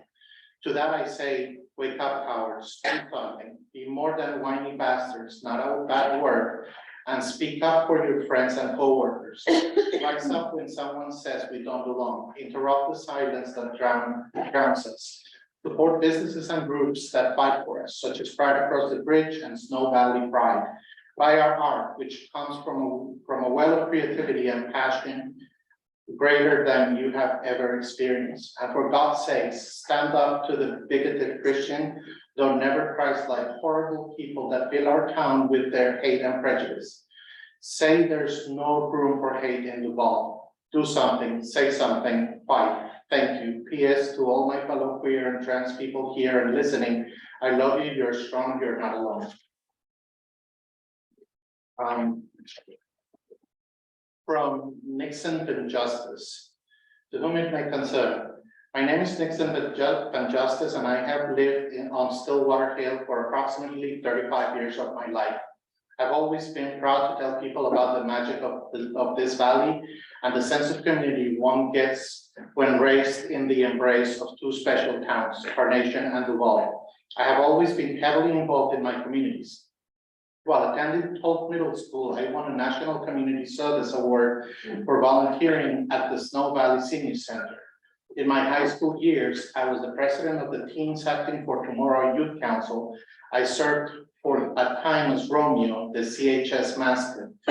I did shot put and discussed for CHS track and field and was a goalie for the JV soccer team there as well. I was in the CHS pep and concert bands and was heavily involved in the theater department, knowledgeable team, and peer counseling. Despite my involvement in the communities where I grew up, I struggled a lot. I didn't have the vocabulary or framework to discuss my struggles, thoughts, or feelings, and felt hopelessly lost for a very long time. Suicide felt like an option many times. Having no representation of people like me or anyone in adjacent communities was really harmful. It wasn't until years later when I moved away and went to college that I fully understood and was able to communicate that I am a gay trans man. I always have been, but didn't have the words for it. After college, I went off to the Peace Corps in Cambodia. And upon completing my service, I came back to our sleepy little valley and started my transition. 10 years ago, transitioning here in the valley was harsh. People didn't understand, and many of the people that confronted me in the grocery store or gas station weren't even aware that trans men existed. They had only ever heard of trans women. Now here we are in 2023 and times have changed. No longer I am the only trans person I know in the valley. I am definitely not the only gay person I know. There are far more of us than most people realize. Being able to drive into town and see the Progress Pride flag art installation that Aston Burton and many other volunteers so carefully and thoughtfully put up was a bright and shining message of the progress and increased diversity of the valley. Queer and trans friends that came to visit would always remark on how special it was to see a small town celebrate the diversity of its residents. But then one day someone decided to counter love and acceptance with a white Christian nationalist flag. And in one fell swoop, the city pulled down everything on the fence and sent a message to every LGBTQIA+ resident and visitors that Duvall is more invested in not only being sued by hate groups than in the well-being of its more marginalized members.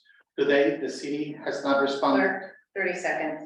Thank you. In any meaningful way that acknowledges the harm in their actions caused or the way in which their actions prop up the hateful ideology of white Christian nationalism. Duvall owes to its citizens, to its residents, past, present, and future, to right this wrong and stand with those who value diversity, inclusion, and equity, not those who seek to make it illegal for queer and trans people to exist at all. Put the Progress Pride flag back up, refuse to let fascism into our community, and do the right thing.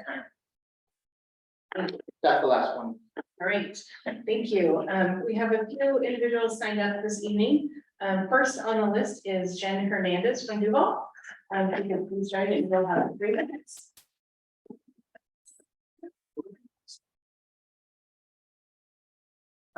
Jen Hernandez, resident of Duvall, for 9 or 10 years at this point. I don't plan to speak long, so this time hopefully I won't sound like a tape recorder on your basketball. Growing up, my mother instilled a strong sense of civics in me. I vote in every election, I vote every position, and I vote for the people who would represent me best. One of the things my mom said as part of that civics lesson was, when your representatives do badly, you put their feet to the fire. But another one was, when your representatives do good, you let them know. Since the pride wall came down and the city council meeting in late August, I've made it a point to come to every single city council meeting. And would come to every one of these until the final disposition of that pride wall came through. What I really wanted you all to know, oh wait, I'm skipping something. Let's try that again. I would only really speak if I felt I needed to.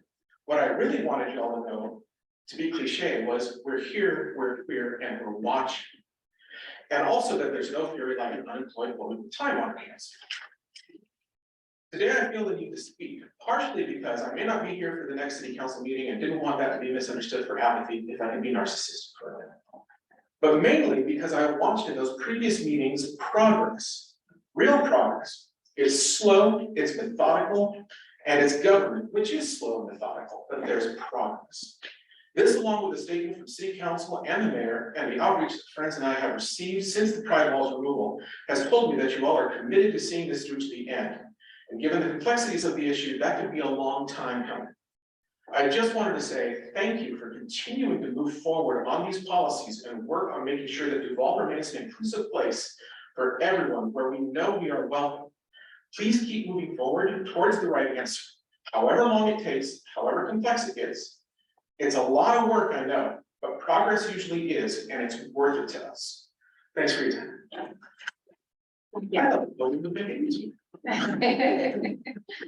And next up, we have Laura Smith, who won't be talking, but is representing Empower Youth Network, Kira Avery from Snow Valley Senior Center, and Nella Cumming from Empower, I'm sorry, I was forgetting, Empower Youth Network. And Compass, I was close, thank you. And so each organization will have 5 minutes to speak, but go ahead and, She's our first. all right. So my name is Kira Avery. I'm the executive director at the Snow Valley Senior Center Incarnation. Laura Smith, Empower Youth Network. Nella Cumming with Encompass. So we are providing public comment today on behalf of the Snoqualmie Valley Local Advocacy Team.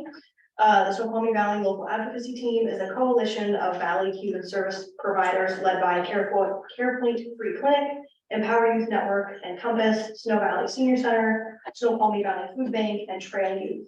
We make up your local human services system. First, we want to thank you for your unparalleled leadership and commitment to the citizens of Duvall. You've consistently shown that you care and have gone out of your way to think outside the box to try and meet the needs of your residents, and we appreciate working with you. Together, the Snoqualmie Valley Human Services organizations provide the essential services that enable all people to live their best lives, which many of us take for granted. And that includes things like early childhood development, programs for youth and families, services for older adults, individuals with disabilities or mental health challenges, access to healthcare, safe housing and mobility, access to financial and other resources, and access to food. These are uncertain times, and the need for the prevention and intervention services we provide is continuing to grow. Many of our organizations have wait lists, and we are seeing more gaps that we are unable to address under current funding. As you work through your 2024 budget planning, we strongly recommend that you dedicate funding to support the basic needs of the residents in Duvall. As you may know, only 1% of the King County General Fund is allocated to support core human services, and many of the human service providers in the valley are not receiving direct funding from King County human service related levies. We also recommend that the city continue to explore how to increase human services funding so that there is a continuum of human services available for those living in the Snoqualmie Valley. This includes incorporating human services into your comprehensive plan and allocating funding that covers the full cost of the services we provide for all of your residents. Together, we are building a strong, resilient community, and together we can meet our residents and neighbors where they are, pitch in to reinforce strengths and build skills, and provide opportunities for everyone to reach their full potential. Thank you. Thank you very much. Next on the list, we have James Webster.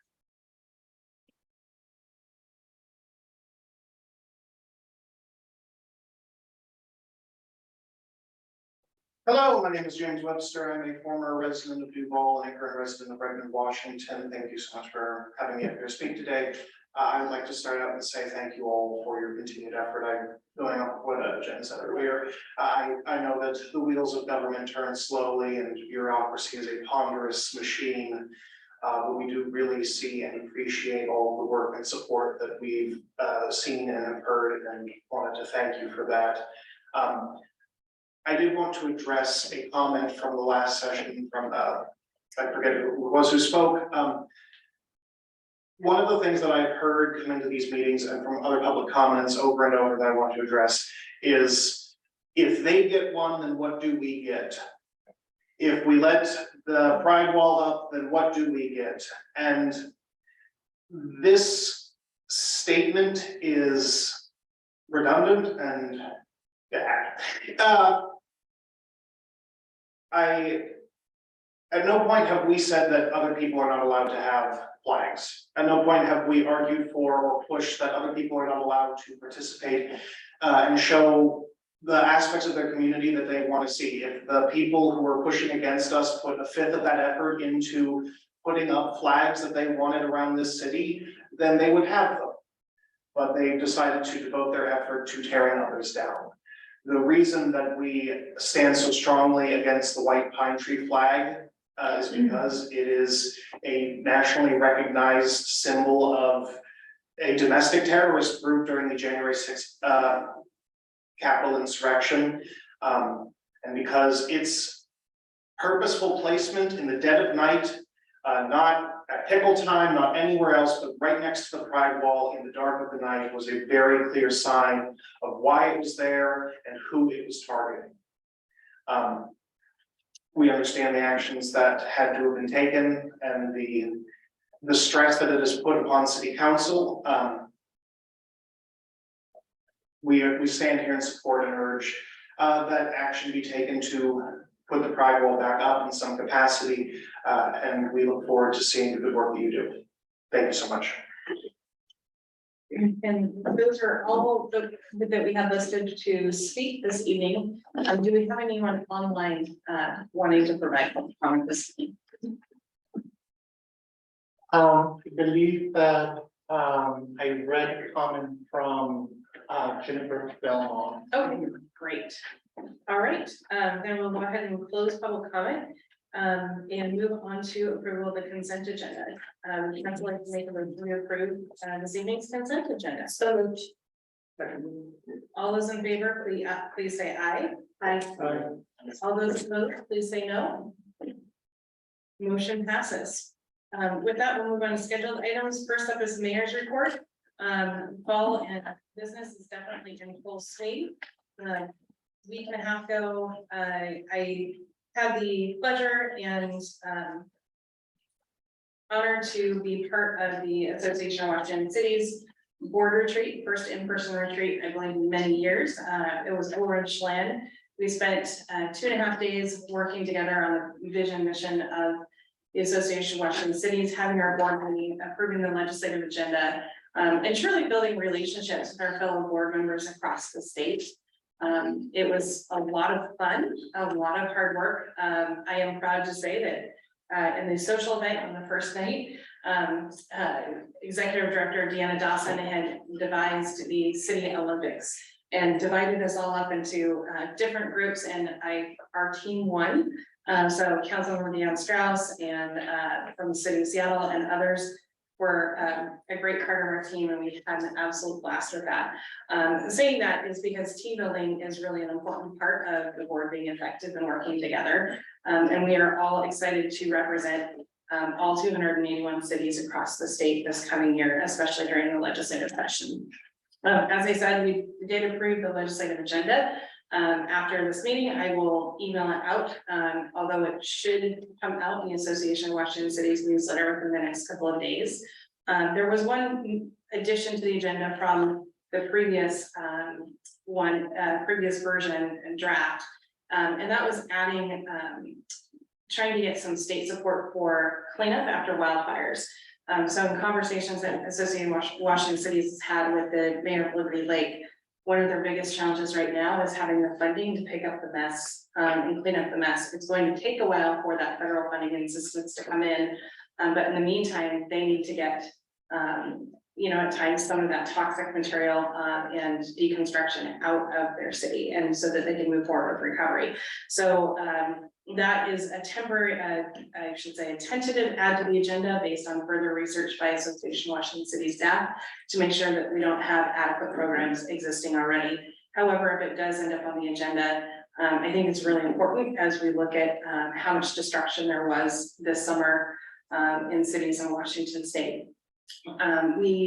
As far as upcoming events, we have the Councilmember Perry has a town hall tomorrow at 6:30 at the River School District Center. So hope to see many of your faces there and many faces within the community. We have the Sound Cities Association networking event coming up on October 25th. That will include the speaker of, I cannot remember the name, but it was an author who spoke at the Association of Washington Cities Conference, and he's an expert at deconstructing data and finding the holes in data and helping people identify essentially manipulation of data and information that's out there. So it was a fantastic speech at AWC. I expect more of the same at the Sound Cities Association event on the 25th. This morning we had the Snoqualmie Valley, or I'm sorry, so we did the Snoqualmie Valley mayor's meeting. There were just 3 of us there. We were essentially just talking about what's going on in our cities, budget, looking forward to you know, legislative session, et cetera. And then we had the Sound Cities Association North End Mayors meeting today in Redmond. It's one of the first in-person meetings we've had since COVID. Association of Washington Cities was there to share the approved legislative agenda, as well as discuss some of the emerging issues going on in each of our communities. The Association of Washington Cities Mayors Exchange is next Friday in Leavenworth. So as Vice President of the organization and Mayor Duvall, I do plan on attending that. And that gets anybody who is a mayor throughout the state of Washington gets together and discusses specifically the issues that mayors face. Whether you're a strong mayor or council manager, former mayor, there are a lot of similarities in the issues that we have to address, and that's always a great time of learning and fellowship moving forward. And finally, last but not least, I would like to formally introduce to our community and our council our new finance director, Beth McMinn. So welcome, Beth. She just started Monday, so I'm sure she is in definitely underwater right now as she learns her team and the city budget and our systems. But I want to say that I think City Administrator McNabb and I and all the staff are incredibly grateful to have her here and looking forward to seeing all the good work that we know she'll be doing for our community. And with that concludes my report. Any questions? Right. Seeing none, we will go ahead and move on to the City Administrator's report. Good evening, everyone. Cynthia McNabb, City Administrator. Welcome to the community, staff, council, mayor. So pretty short report on my end, but a couple of important key items. So next slide, and then the next slide.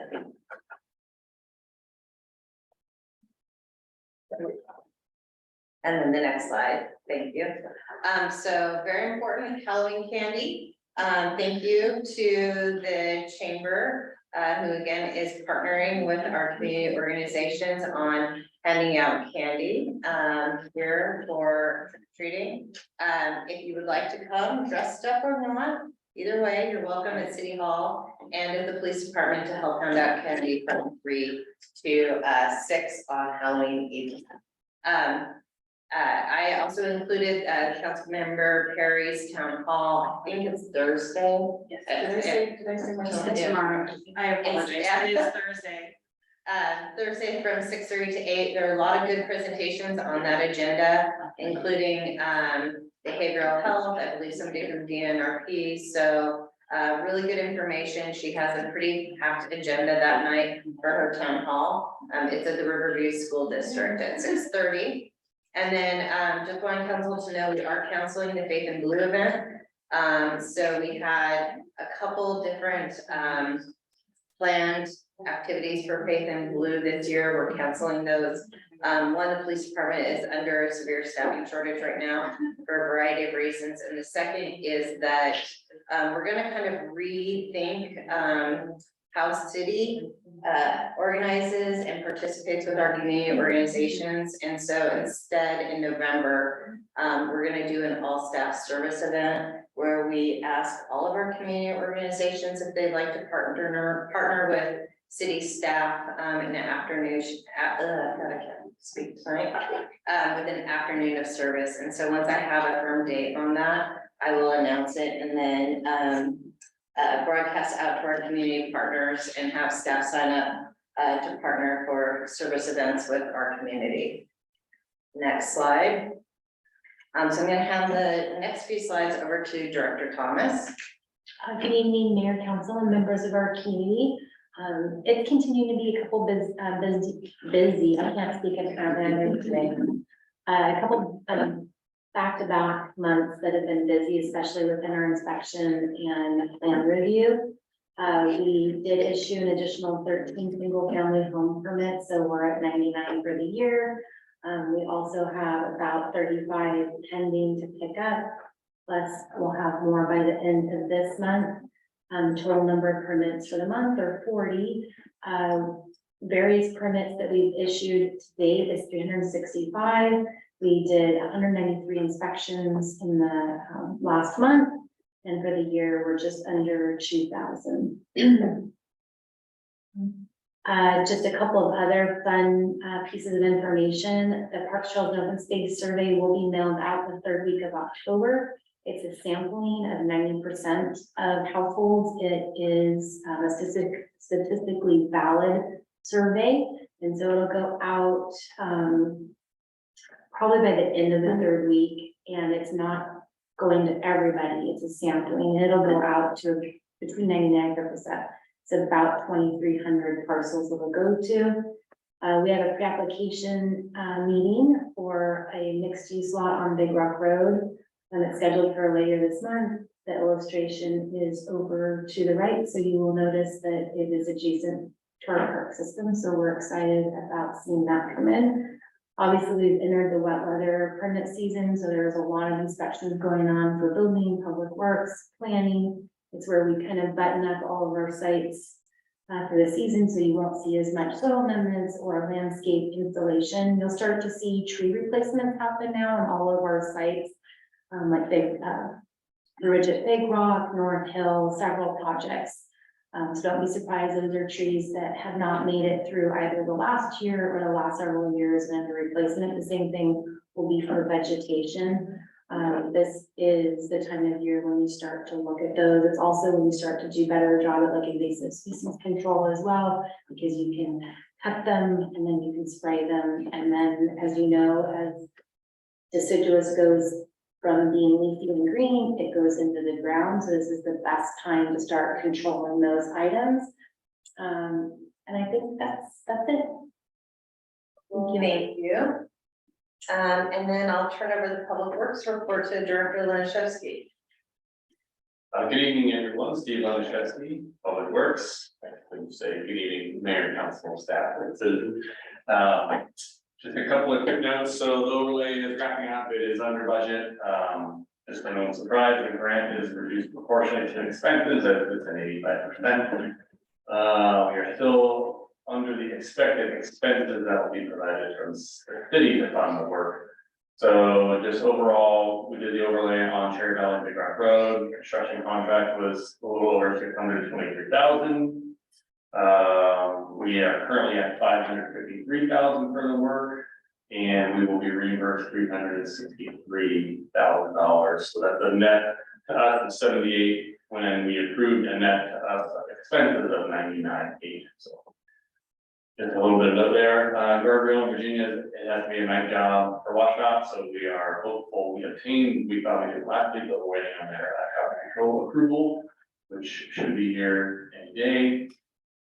And then regional consumption for South Point Utility, who is the wholesale purveyor of the water the city distributes.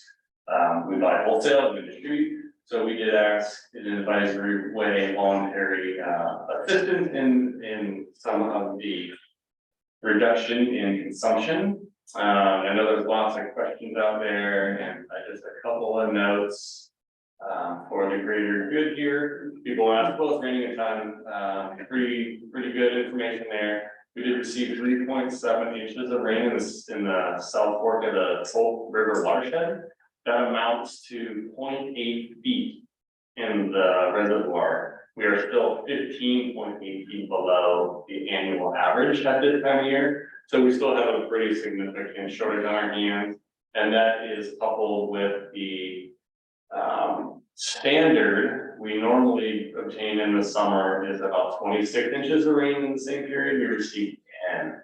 So still forecast for a drier, milder, drier, warmer fall. Rain's good. Next slide.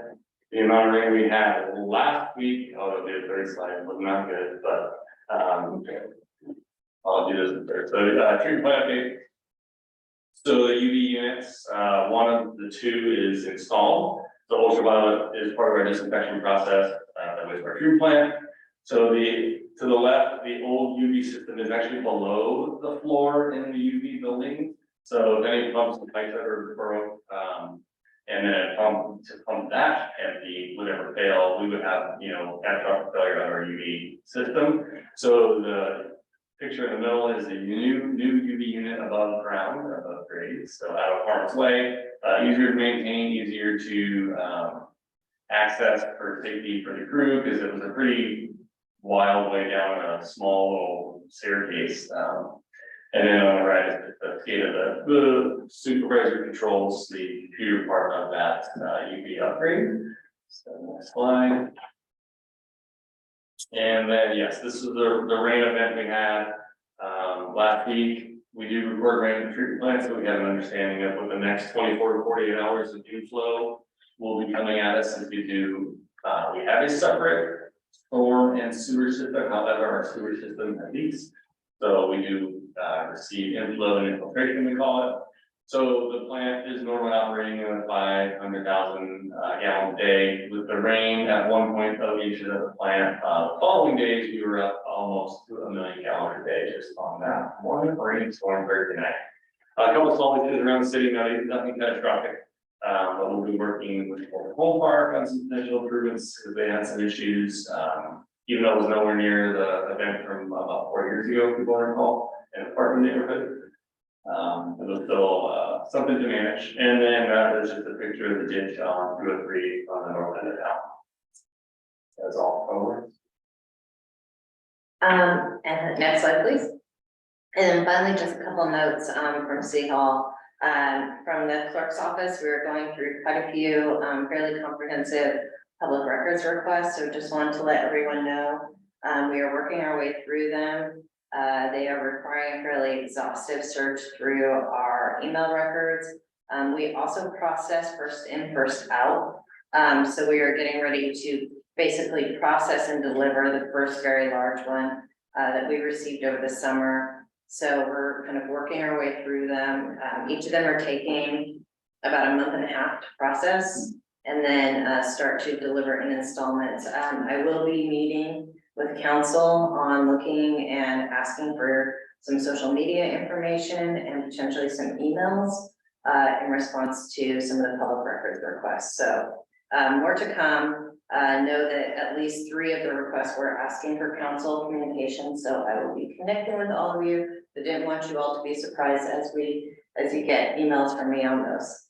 And then the RP for the online portal for public records request, the finalists are being interviewed today, or interviewed this week rather. And so we'll have that RP selected and the work to begin on having an online portal for the community to do public records requests. Just a couple of the subcommittee report outs are scheduling. The economic development subcommittee workshop. It was scheduled for October 13th. I moved it to the next week, I believe, after I wrote this. But we have the second workshop for the economic development subcommittee to go over how to use the funds that are in the biennium budget for economic development. So we'll have a list of finalized projects and opportunities to deliver back to the full council. We'll probably make that report the first week of November. The ARC workshop with a subcommittee of council is scheduled for October 20th. And then we're finalizing department budgets now with the goal of providing draft biennial budgets on the 10/17 council meeting, where it's going to be in waves. The first thing you should expect is the personnel budget, which is normally how you start. And then we'll start doing the department budgets from there with the goal of having all of the departmental mid-biennium budgets to council by mid-November. And with that, any questions?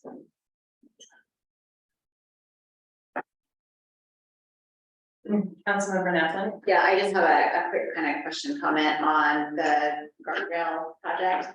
There was a bit of a picture of shame posted on social media of that corner. I don't know if anyone else saw it. There's a tire, a barrel, a bunch of trash, and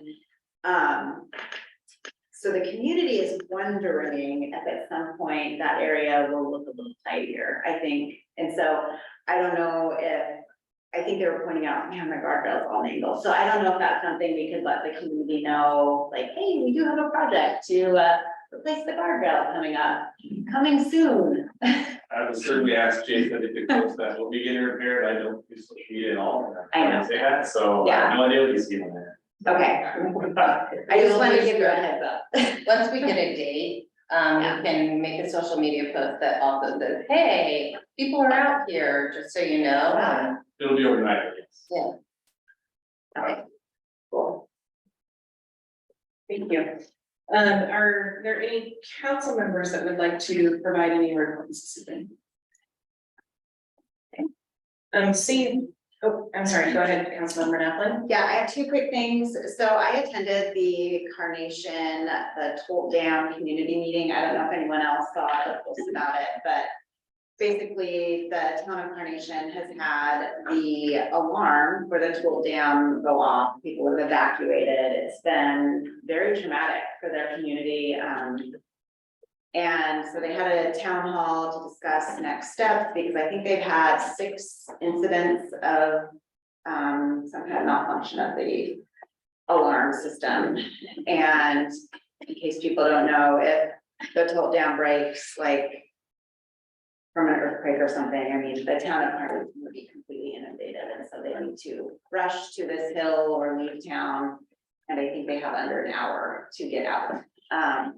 So anyway, you can imagine how traumatic that was. And so I didn't make it to the whole thing, but I did hear probably an hour and a half of testimony of people describing, you know, what they went through, that their kiddos were home alone and were like walking with their 2 turtles up the hill running, thinking that the town was going to be inundated, and parents trying to figure out where their kids were, just a lot of chaos. So anyway, you're wondering, what does this have to do with Duvall? And so I was just attending out of my own interest and support of Carnation, and my kiddo goes to Tolt, and so I kind of wanted to figure out what was going on there. But as I was there, I heard that it could have something to do with our city and just raising the awareness of what to do if the alarm goes off. I know that when we used to go there when my kids were little, before they had gone to Tolt, and we knew about the alarm and what to do, that we wouldn't have known what to do. And my husband would have been coaching on the fields in Incarnation. If he heard the alarm and maybe parents had dropped kids off, he wouldn't have known what to do. So I think there is a big public awareness, even here in the city of Duvall, because we are so linked and I'm in Incarnation a lot. And so I don't know if we could partner with City of Carnation with some kind of communication, just to remind people, you know, things like that. So, I attended kind of on a personal note, but then realized that it could potentially have a impact to our city and something that we could do to be, proactive. To answer that, and then I'll let the city administrator go too. The city of Duvall has been engaged, with that for many, many years. So that is one of the reasons why we push to have a full-time emergency manager, because this is an important issue, where our bridges will get likely washed out if that occurs. But it also is really important to note that this meeting happened, less than 2 weeks before a completely new system that's been in the works for at least a few years is about to go into effect. And then Cynthia had talked to our emergency manager, Luke, and one of the key gaps is the fact that most people are not subscribed to phone alerts. And really, the chances of that dam going are more likely to happen in an earthquake. And so it's going to be, the chances are a system like that is not going to work. And so there needs to be multiple avenues to reach people all together. So, you know, I think that one of the things that Cynthia and I talked about is making sure, and this is, I have no doubt already on Luke's agenda because he is completely on top of it, doing some sort of campaign to encourage people to subscribe to the emergency alerts. Because if it's not an earthquake, those that are not in Carnation are not gonna hear them. And so having multiple avenues to receive emergency information is really important all in all. And then Director or City Administrator right now. Yes, I just wanted to update council too, that I had a meeting with the Carnation City Administrator last week or the week before. And we did talk about ways for us to partner with them on information sharing and how we can support them in their relationship with SPU. It might not look the same as how Carnation is engaging, but certainly there to offer support where we can. So I had one other small thing, let's go ahead. And yes, so thank you, Steve Lunchesky, Public Works. So Luke Ecker, our emergency management coordinator, did attend the meeting. He was there all day. Got his hot dog, got a couple of the bills, and he made the grade, right? I love the grade to get a hot dog at the end. There are a lot of tools we don't take advantage of, and we just collectively, you know, almost 2.5 million people in King County, there's 60,000 registered to the 3 major resources that they have for automatic alerts. So we'll be pushing some of that information. Now Luke just will be doing a lot coming up in the fall here on preparedness. A lot of people to town, I'm sure nobody knows about, you know, floods and other things like that. If they haven't been here before, you don't know. So there'll be a lot of information coming out, and you have to strategize that because again, I do social media, but you can only feed so much apparently, and you have to meter that. So he and Jason are working on a tempered meter rate of information. I'm sure everybody charged and ran their generator this weekend, right? Got them cycled and fresh gas and everything else, but yeah, all that stuff. City Administrator. I did include it in my city administrator report, but I do want to compliment the chief and our emergency management coordinator and our partners in the fire district. We had a tabletop exercise for emergency planning here in the visitor center. Last Monday, last Tuesday, thank you. And Clerk Patera was also there to prepare for those kind of events. How do we communicate? What are our communication protocols? Who's doing what, when? And Luke did a fantastic job of facilitating and running that tabletop exercise. We don't get a chance to do it all the time, but having him here kind of helped bring us all together, and we're gonna do it again, I believe in March. And that's what he said, so. Yeah, it's a little scattered just because of fire district 45 status at the moment, but Greg Bogdan is an amazing resource, and he's partnered with Luke to set that up. I think finally it's a good reminder that all council members have a legal responsibility to take basic FEMA training. Those courses are online. As elected officials and policymakers, you have a critical role should we have a major disaster that requires immediate action. And it's really important to understand what your role is, how the emergency management incident command system structures, and what your role is in policy. Because if something major does happen, you will be expected to be around to make decisions so that we have a quorum and can continue to operate government. So just a quick reminder on that one. Councilmember Mercer. Yeah, before, Councilmember Naplin raises her second topic, just again, a broader reminder, and it was a question for City Administrator McNabb. The nationwide test of the national broadcasting system is tomorrow, and I know that's cable, telephones, multiple systems. I was just curious if the city has a role, or the new emergency manager, whether it's just monitoring or if there's integration that the city's doing as part of that, or potential, again, folks that aren't aware, I know it says it's a test, this is only a test, but just because it is going to be so widespread across all communication channels everywhere in the country, if there's any preparation, if the city got questions or calls about that, or if we're just, again, there was any awareness made as far as the community of that taking place tomorrow. I don't believe we've received any questions from the community at all. And we haven't planned anything specific in the city for city staff. And I wouldn't expect per se, but I was just because. Not that I'm aware of.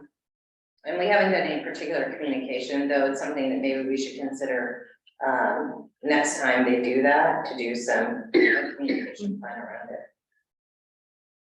There was a social media post, I don't know if you're aware, yeah, I'm like Director Lennox. That's all I was I thinking. spend my time on social media though, I am so very thankful for the city staff who do tell me, what is going on social media. Yeah, I think it's at 11:20, at first it was put on as the Eastern time at 3 something, but it looks like it got passed to 11:20, and yeah, so hopefully the community is aware of it.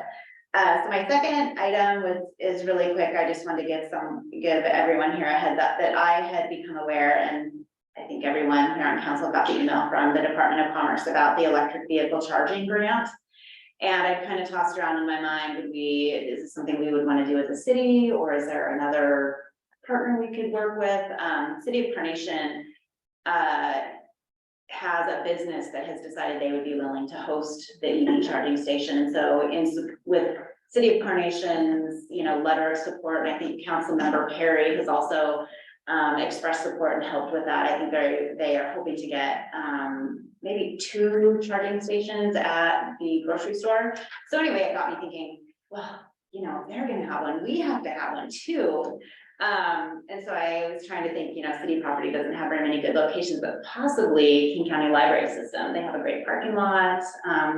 Anyway, so I stopped by the library and got a contact person, and I sent over the grants, and I'd also sent it to Cynthia, our city administrator, McNabb. So I don't know what will come of it, but I just wanted to give everyone a heads up that I've been excited about it and contemplating it, and I reached out a little bit, so who knows what'll come. City Administrator. I have inside baseball. Only because I worked on a project in KCLS about where we might site EV stations, and unless something has dramatically changed, I'm not sure that Duvall would be one of those locations. And I think, it's also, Director Lennox-Shevsky? They don't own the parking lot. Yeah. They own the 7 stall adjacent, but that's the parking lot of the church. Right. So what's interesting is when I was at the library, the head librarian looked up the actual agreement and the parcel ownership on King County Parcel Viewer, because we had that same exact question, and it did appear that they owned part of the parking lot, A little bit. but not enough to put a charging station. Anyway, I just wanted to, because she had that same question. Anyway, we don't need to get into the details, but.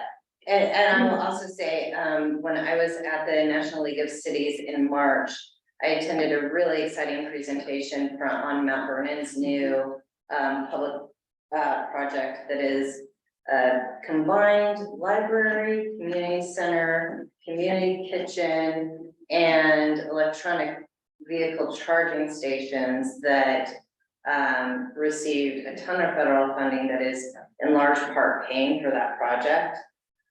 So something really good for us to consider as we're thinking about a city hall and the space we need for it is the city of Mount Vernon got an exceptionally large federal grant because they put so many electronic charging stations into that. It's not really city hall, but it's kind of like a city hall-ish structure. That project is amazing, and I'm going to try to schedule a meeting up there with their city administrator to see it. They had included so many different concepts into their city hall, from the community kitchen, they got an agricultural grant to charging stations that they had. It's not fully paid for by federal funding, but a significant portion of that project is being paid for by federal department grants. Thank you. Any other questions for Councilmember Nevlin? Anyone else have any?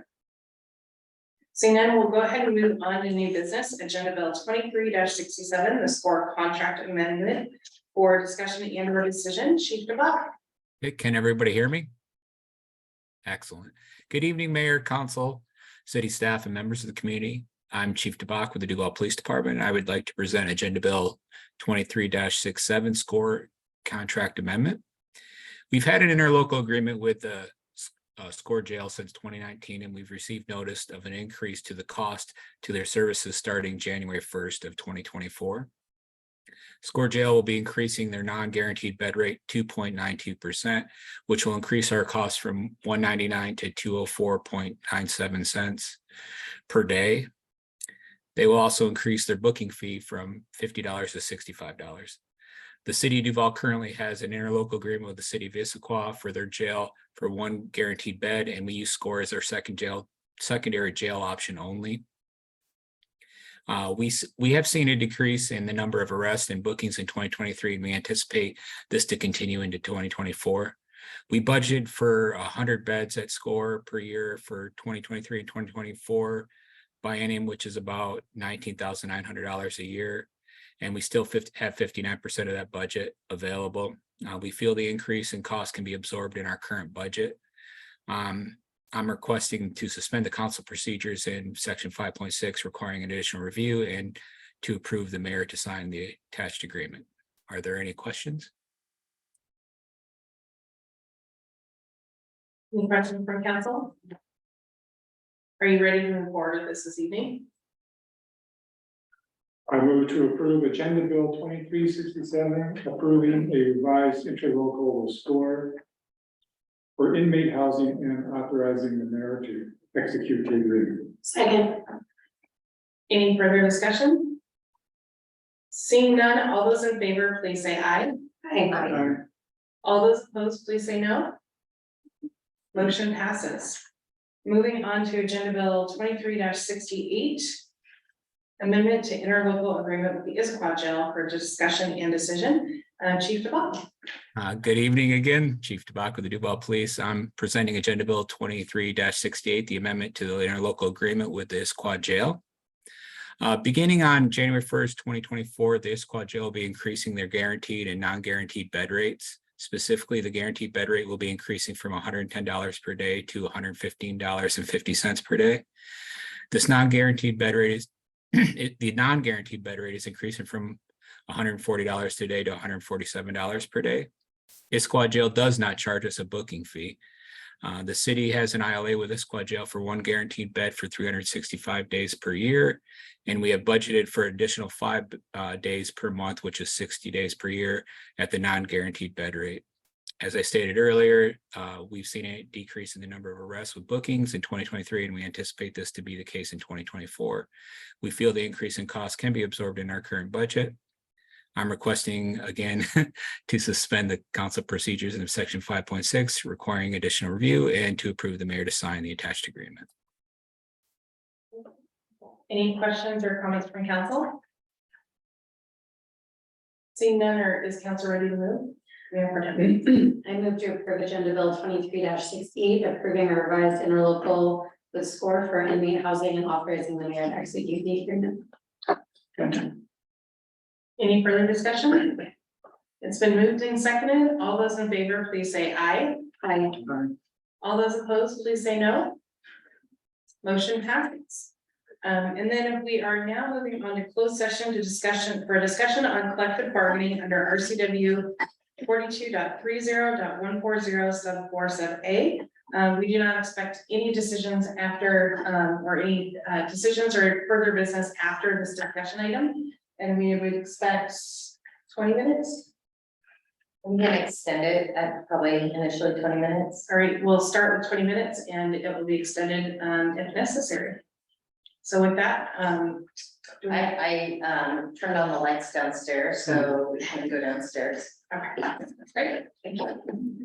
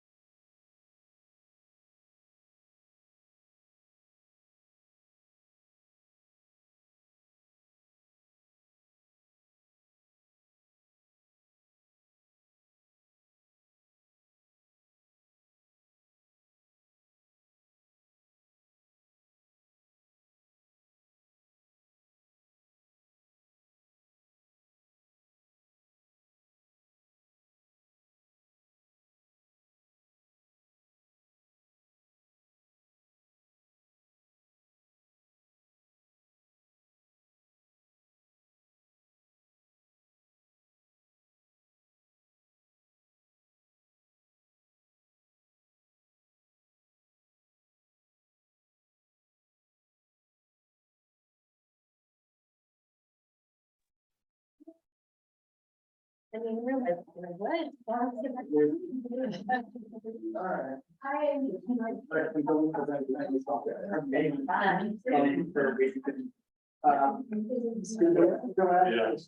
Yeah. And then the other one.